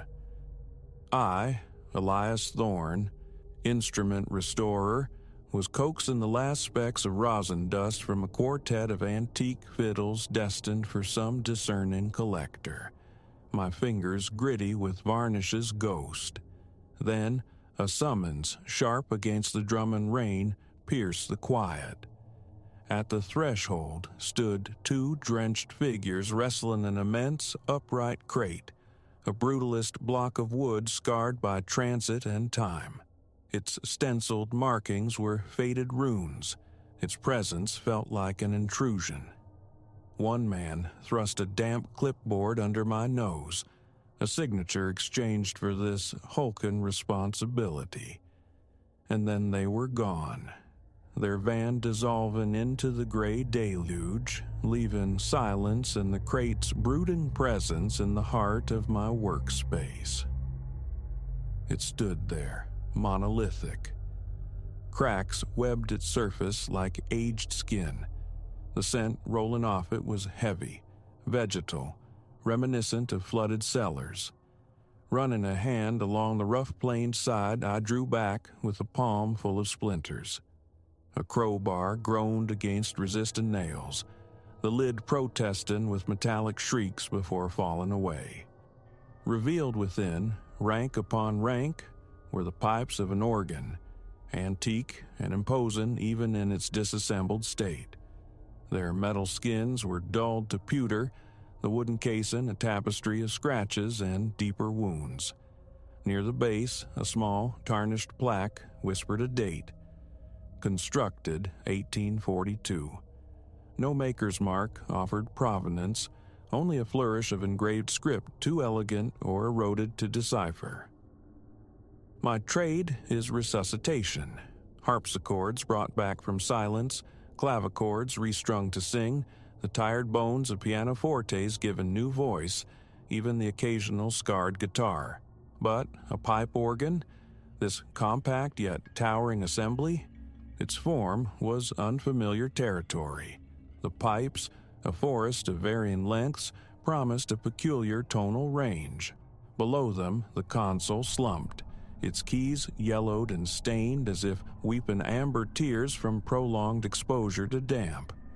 Though its legs seemed fundamentally sound, a slight wobble betrayed its age. Circling it, I inhaled deeper. An exhalation of entombed air, candle wax ghosts and the mineral tang of crypts. This instrument hadn't merely aged, it had endured. A call to the client yielded little. Acquired from an estate sale in some forgotten corner of Europe, its history remained shrouded. His instructions were simple: restore it, tune it, render it playable for his private collection. Disconnecting the call, a peculiar tension settled in my shoulders. Not haunted, precisely, but possessing a weight, an inert watchfulness that prickled the skin. Work was the antidote. Armed with a torch, I began the initial survey. Bellows, pipework, the intricate wooden skeleton. Dust lay thick as velvet, cobwebs draped like morbid lace, and faint scars hinted at past interventions. Yet the craftsmanship astonished. Each pipe bore infinitesimal engravings, fugitive patterns barely discernible, whispering of forgotten artistry. 2 days dissolved into a regimen of gentle cleansing.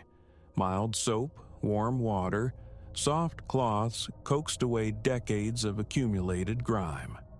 The workshop air grew thick with the smell of damp timber and oxidizing metal.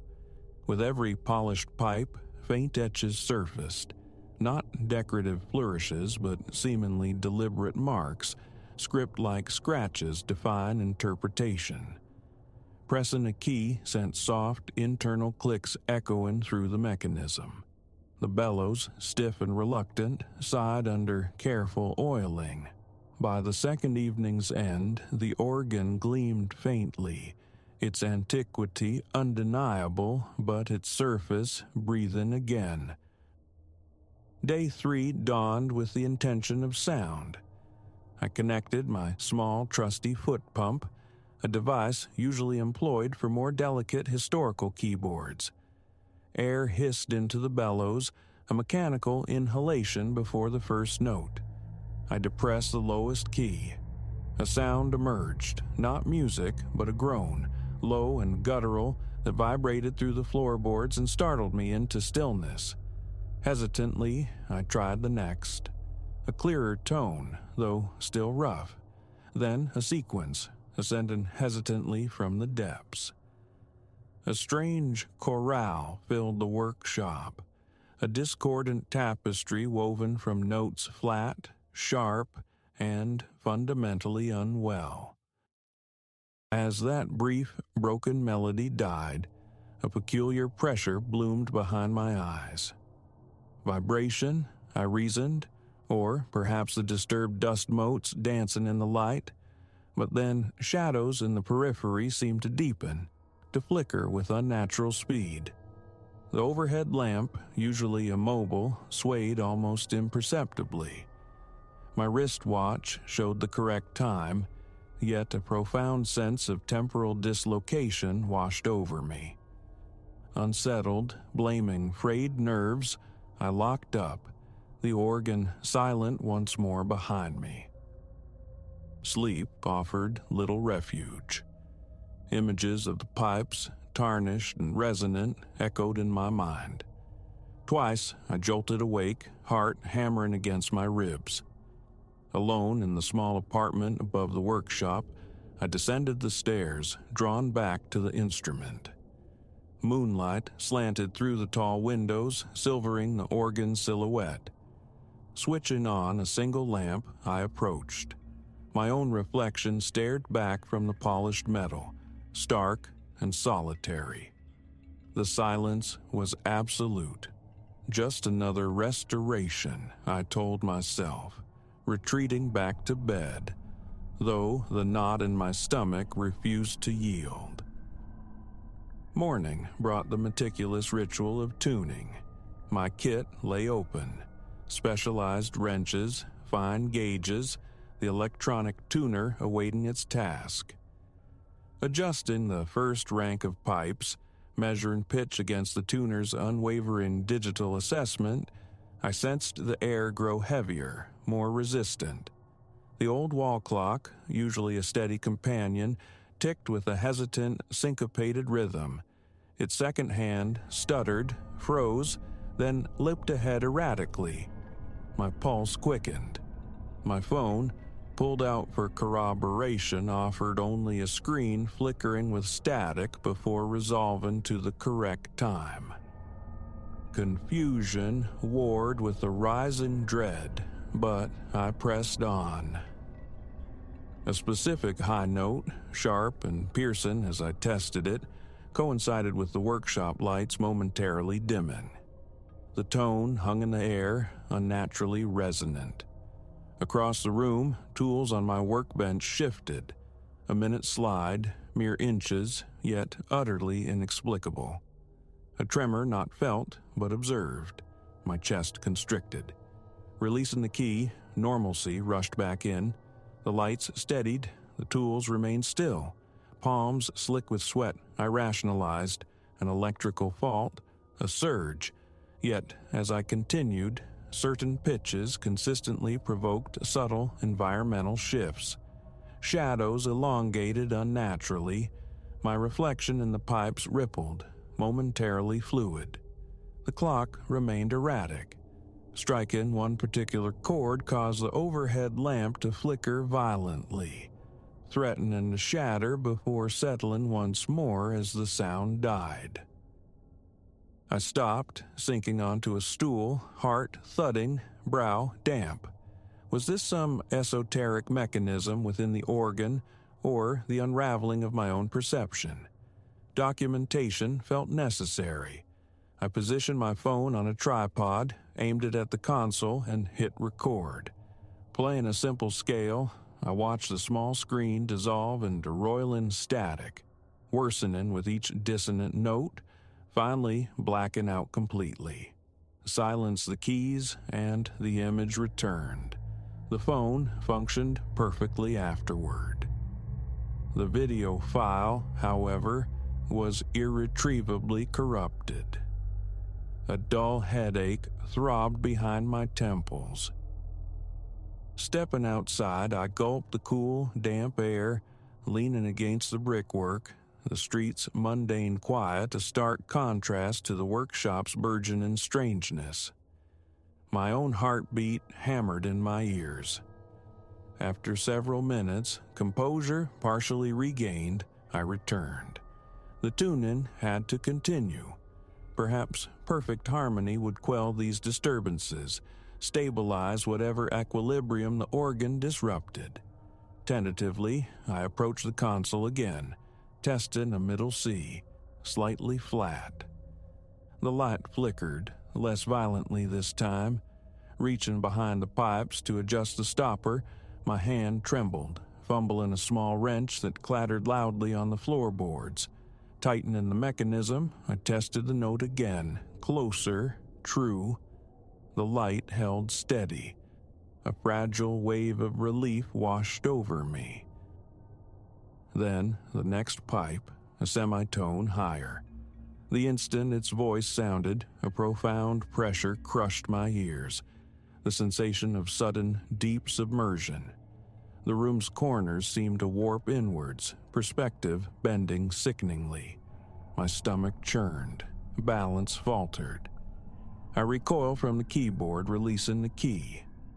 The world snapped back, leaving me trembling, shirt clinging with sweat, gooseflesh prickling my arms. Stop? The thought screamed, but leaving it half-tuned felt perilous. Would its influence linger, perhaps intensify if left in this state of sonic disarray? Caution overriding fear, I took a sip of water, forced slow, deliberate breaths. Hands still unsteady, I gripped the tools and adjusted the offending pipe. Pressed the key. A cleaner note emerged. The air settled. I exhaled, long and slow. Hours bled into one another, a painstaking process of incremental adjustments. Each pipe brought into alignment lessened the accompanying strangeness. But miscalculations, even slight deviations from true pitch, provoked immediate reactions. The workshop frame shuddering, lights flaring, a shelf behind me rattling violently enough to make small tools dance. A glance in the mirror revealed a pale face, eyes bloodshot with strain. I persisted, working upwards towards the highest registers. Here, the organ's resistance intensified. The smallest pipes demanded the most precise calibration and elicited the most potent responses. Striking one piercingly high note unleashed a sudden, biting chill. My breath plumed visibly in the air. The overhead lamp began a slow, pendulum swing. My reflection warped again in the metal pipes, mouth twisted into a silent scream, eyes unnaturally large, feral.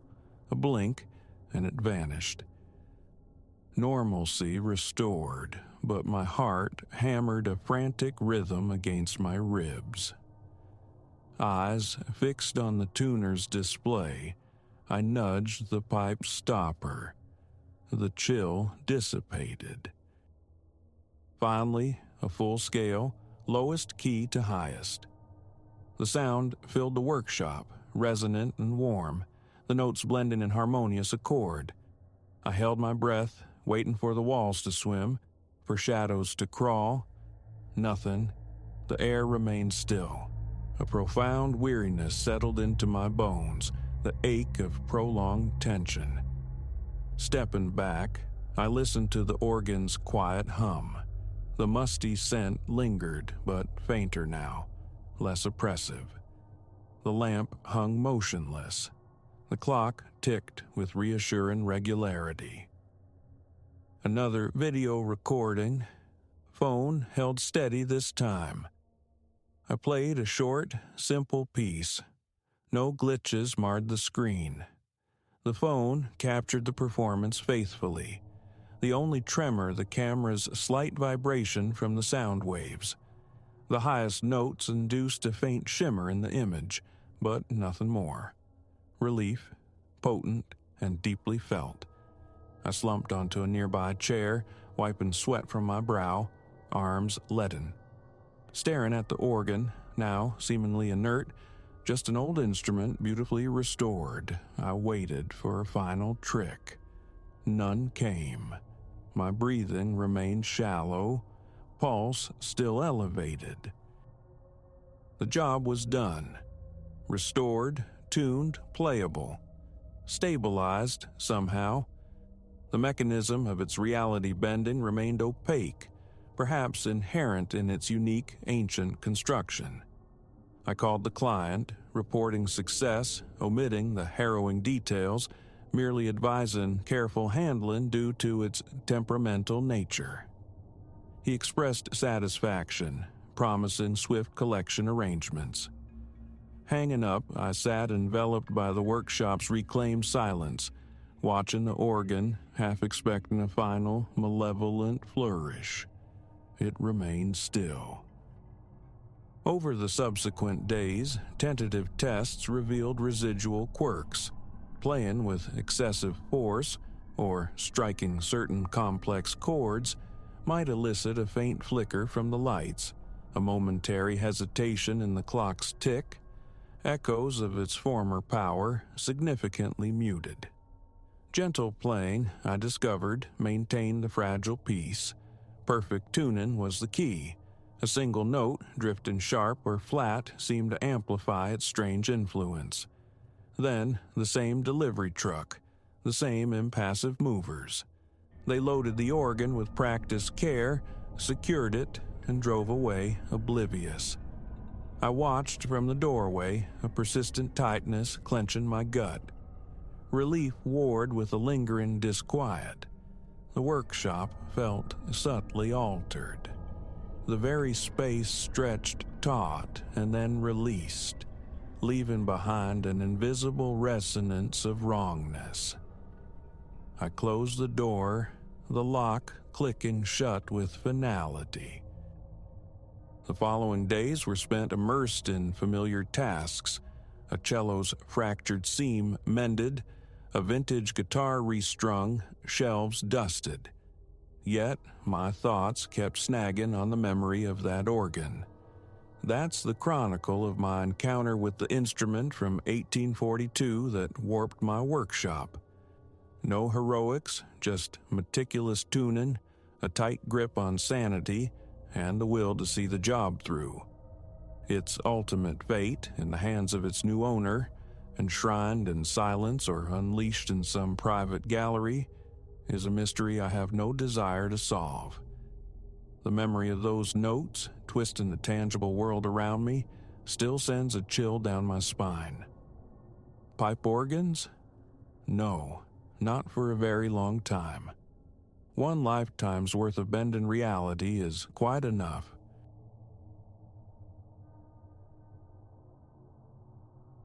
Just outside the glass doors leading from our bedroom balcony, the first impression marred the virgin sand.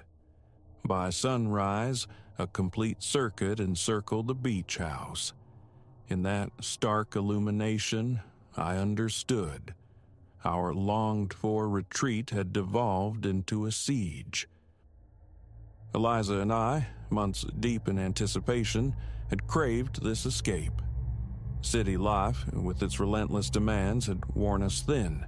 A week untethered, no digital leashes, no incessant calls, merely the two of us embraced by the ocean's susurrus, beckoned like a mirage. We'd arrived as Friday bled into evening, the sun a molten smear bleeding color across the sky's canvas. The house itself, a salt-kissed two-story structure with faded cerulean shutters and a generous porch surveying the dunes, fulfilled every advertised promise. "Leo, it's divine," Eliza murmured, her gaze absorbing the panorama, reflecting the fading light. And wasn't it just? Our closest visible neighbors were indistinct smudges half a mile distant along the curving shore, a private shard of paradise claimed. That initial evening unfolded in a gentle rhythm, unpacking necessities, tracing the cottage's contours, wandering the shoreline beneath a burgeoning field of stars. The rhythmic crash and sigh of the waves, the brine-sharp air, they conspired to unravel the knots of tension coiled deep within me. Sleep found us easily, limbs entwined, lulled by the surf, dreaming only of the unbroken serenity stretching before us. Dawn hadn't yet broken when ingrained habit pulled me from slumber. Careful not to wake Eliza, I navigated the cool floorboards downstairs, intent on coffee. While the machine gurgled its promise, the pre-dawn luminescence painting the waves silver drew me windowward. And there it was, singular, an indentation in the sand directly beneath our sleeping forms. My immediate assumption, one of our own tracks from the previous night's stroll, dissolved upon closer inspection. This print dwarfed either of ours, significantly, and its orientation was unmistakable. Facing the house, an inexplicable coldness prickled my skin, defying the humid air. Impelled by unease, I slipped outside, needing a clearer look before the encroaching tide could erase the anomaly. What confronted me sent a glacial shock through my veins. The solitary print was merely the beginning. A continuous loop of identical impressions ringed the entire dwelling, as if some entity had obsessively patrolled the perimeter, circling our bedroom through the night. I stood rooted, mind scrambling for logic. A prank? Local youths targeting tourists? Yet the execution felt impossible. Perfect prints pressed into yielding sand without collateral disturbance. And the pattern, a deliberate encirclement, not random mischief. "Leo, what are you doing?" Eliza's voice, drowsy yet questioning, broke the spell. She stood silhouetted on the porch, swathed in a robe. For a fleeting second, shielding her seemed the kinder path. Why poison our sanctuary with what was likely juvenile foolishness? But the words caught in my throat. Dishonesty felt like a betrayal too profound. "Eliza, you need to see this," I managed, gesturing towards the sand. "Am I losing my mind?" She descended the steps, her own delicate footprints ephemeral beside the larger, unnerving marks. Comprehension dawned slowly, leaching the color from her face as she traced the impossible circle with her eyes. What is this?" Her voice was barely a whisper. "I don't know," I confessed, the admission heavy. "But I don't like it." The ensuing hour saw us scouring the beach, desperate for any clue, any stray signifier of intrusion. Nothing. No tracks leading away, none approaching the circle, no other churned sand. It was as though the printmaker had manifested from the ether, performed their unsettling circuit, and dissolved back into nothingness. Should we call someone? The police? Eliza proposed as we retreated towards the house's illusory safety. I agreed, though the report felt flimsy even in my own head. Peculiar footprints, soon to be erased by the sea, hardly constituted a crime. The landline, however, yielded only a crackling void. My mobile displayed a stark, no service. We were adrift. "Must be the storm coming," I offered, nodding towards the bruised clouds massing on the horizon. "Line's probably down. Someone will fix it after it passes." Eliza offered a tight nod, but her eyes mirrored the disquiet churning within me. We attempted normalcy, a forced continuation of our holiday itinerary, but the carefree spirit of the previous night had evaporated. Every creak of the old house became amplified, every shifting shadow a potential menace. As dusk surrendered to true night, the storm unleashing its fury, the atmosphere inside thickened with unspoken fear. Locks were rechecked, curtains drawn tight, flimsy bulwarks against an intangible threat. "Maybe we should just go," Eliza suggested from the darkness of the bed. Sleep an elusive quarry for both of us. Morning comes. We drive straight back. Agreed, I conceded, pride stinging at the premature surrender. Still, prudence felt paramount. Thunder detonated overhead, a violent crack that made us both flinch. Rain hammered the windows with percussive fury. Lightning flared, momentarily etching the room in stark, alien relief. It was then we heard it, a sound distinct from the tempest's chaos. A grating scrape, slow and deliberate, originating from the floor below.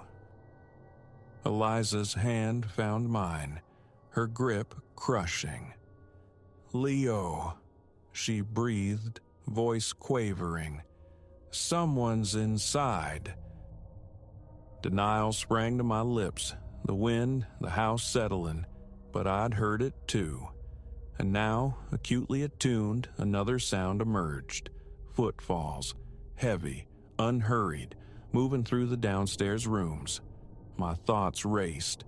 The antique baseball bat glimpsed in a downstairs closet felt miles away. The closest potential weapon was the hefty ceramic lamp beside the bed. "Stay put," I whispered urgently. "Lock this door after me. If anything sounds wrong, get out. Don't wait. Run." Her head shook violently, fingers digging into my arm. "No, don't leave me." Another thunderclap coincided precisely with the house plunging into absolute blackness. The power was gone. Silence downstairs, pregnant, before the footsteps resumed, now angling unmistakably towards the staircase. In the suffocating dark, I fumbled, wrenching the lamp cord from the wall socket. Eliza's breathing beside me was rapid, shallow, her terror a palpable presence. The stairs groaned under ascending weight, one tread at a time. Slow, methodical, no attempt at stealth. Rising, I positioned myself between the bed and the doorframe, the lamp's smooth base slick with sweat in my grip. I braced, ready. The footfalls reached the landing. A pause, assessing. Then, with chilling certainty, they turned towards our door. Behind me, Eliza whispered fragments of what might have been prayer. The doorknob began to rotate, excruciatingly slowly. Primal instinct surged. I lunged, swinging the lamp with every ounce of strength just as the door cracked open. A sickening impact, a choked cry, the thud of a heavy body collapsing. Without conscious thought, I seized Eliza's hand, hauling her towards the doorway, vaulting over the unseen fallen shape. We plunged down the stairs, navigating by the intermittent lightning flashes that pierced the windows. Behind us, a scrambling sound, a guttural noise that scraped against the edges of humanity. We burst through the front door into the storm's full onslaught. Rain struck like needles. The wind threatened to tear us from our feet, but we ran. Down the beach, sodden sand clinging, each stride an immense effort. How long, I couldn't say. Minutes fused into an eternity. The storm howled, and behind us, I refused to look, refused to know if pursuit followed. Then, lights. Distant, wavering beacons. The next house along the shore. We stumbled towards them, fueled by the dregs of adrenaline. The elderly couple residing there, understandably startled by two drenched, frantic strangers hammering on their door amidst the tempest, ushered us inside without hesitation, offering blankets and the solace of a working telephone to summon the authorities. When the storm finally abated and the police investigated our rented cottage, they found nothing. No lingering footprints. The tide and rain had scoured the beach clean. No sign of forced entry. The lamp rested innocuously on the bedside table, despite the phantom weight of its impact still vivid in my hand. Officially, it was attributed to heightened nerves, the disorienting effects of the storm. But Eliza and I carry the truth of it. We know the sounds we heard, the presence we felt, the thing I struck down in the dark. We never returned to that stretch of coast, never again sought solace in seclusion. Now we find comfort in the press of crowds, the ambient light of cities. We learned, irrevocably, that isolation doesn't always equate to peace. Sometimes it leaves you vulnerable. And sometimes the impressions left in the sand are not mere tracks, but dire warnings that you are profoundly, terrifyingly not alone.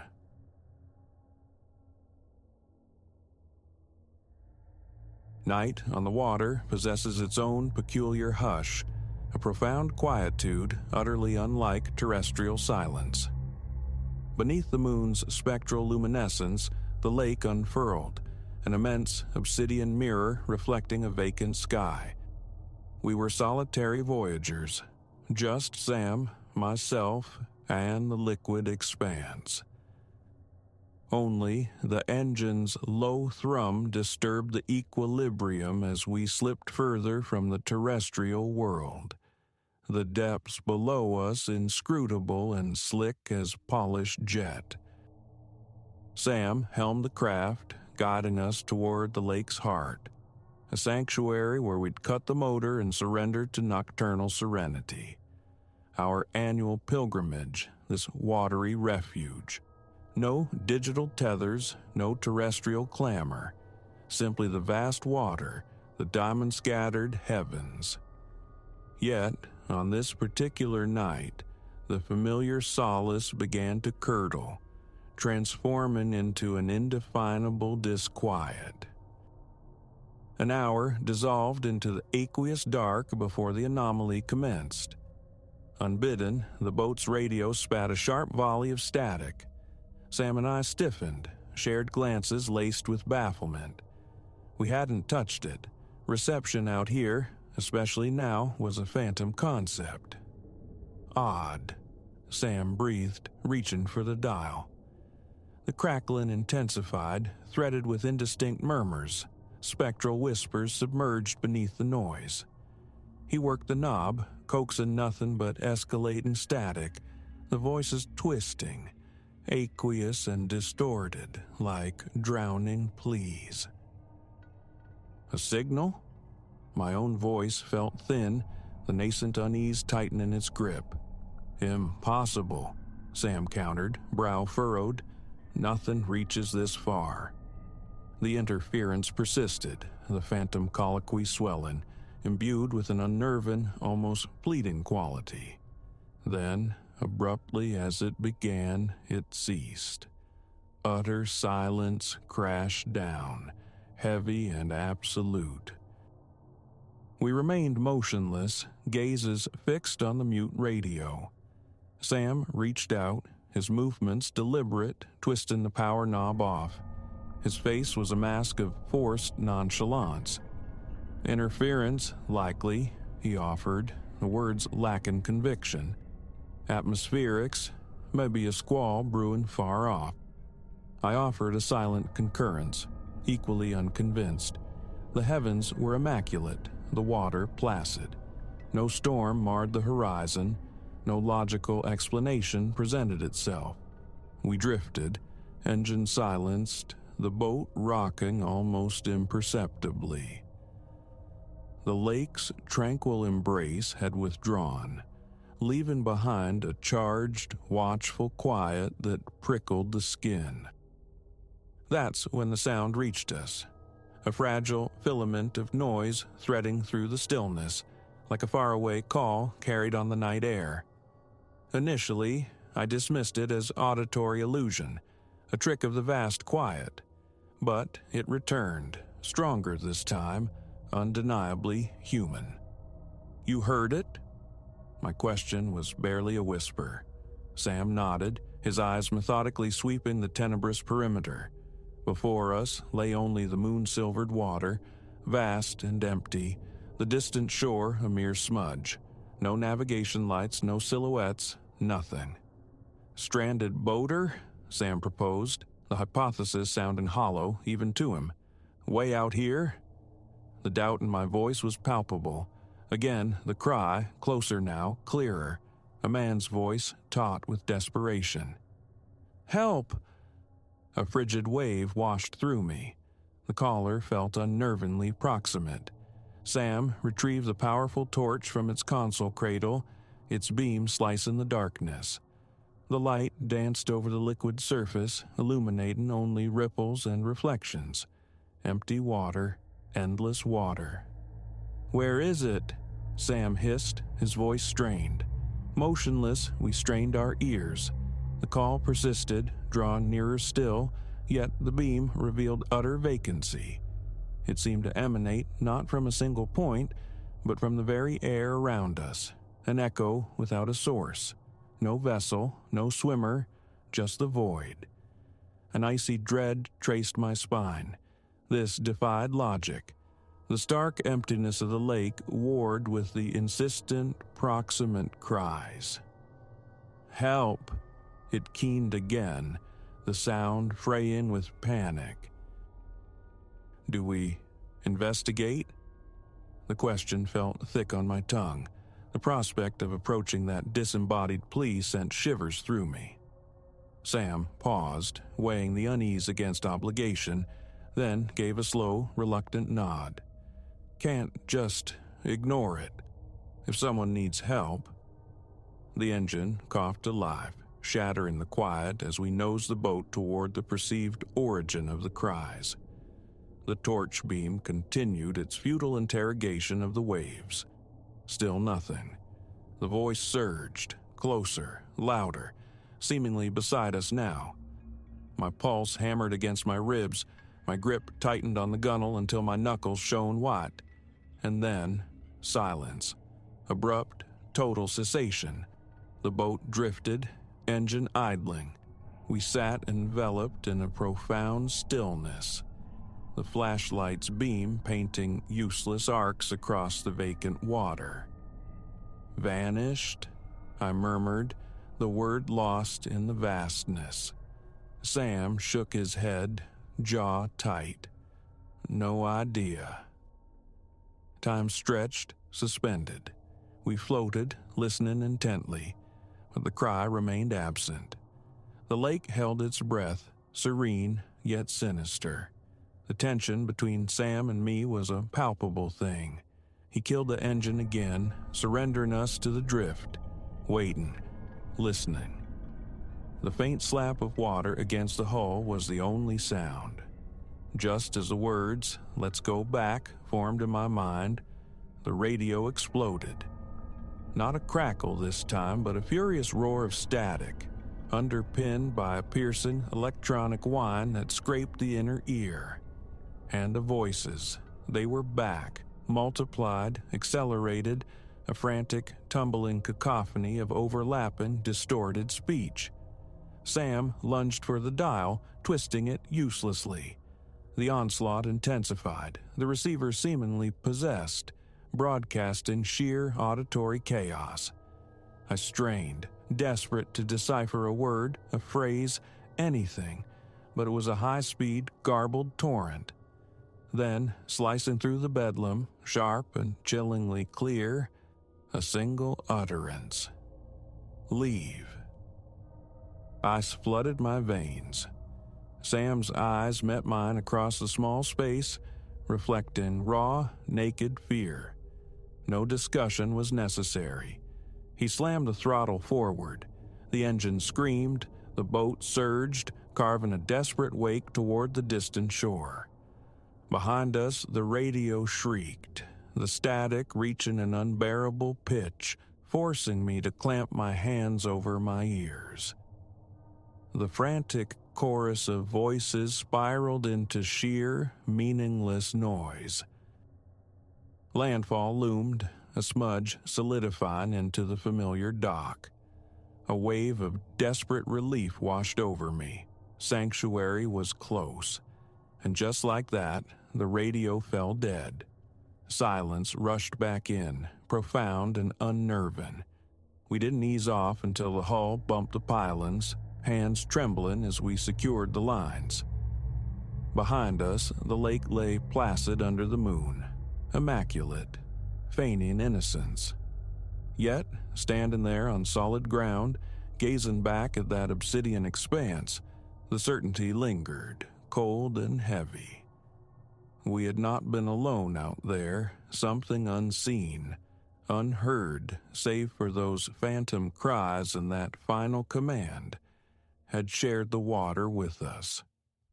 That lake remained untroubled by our presence ever again.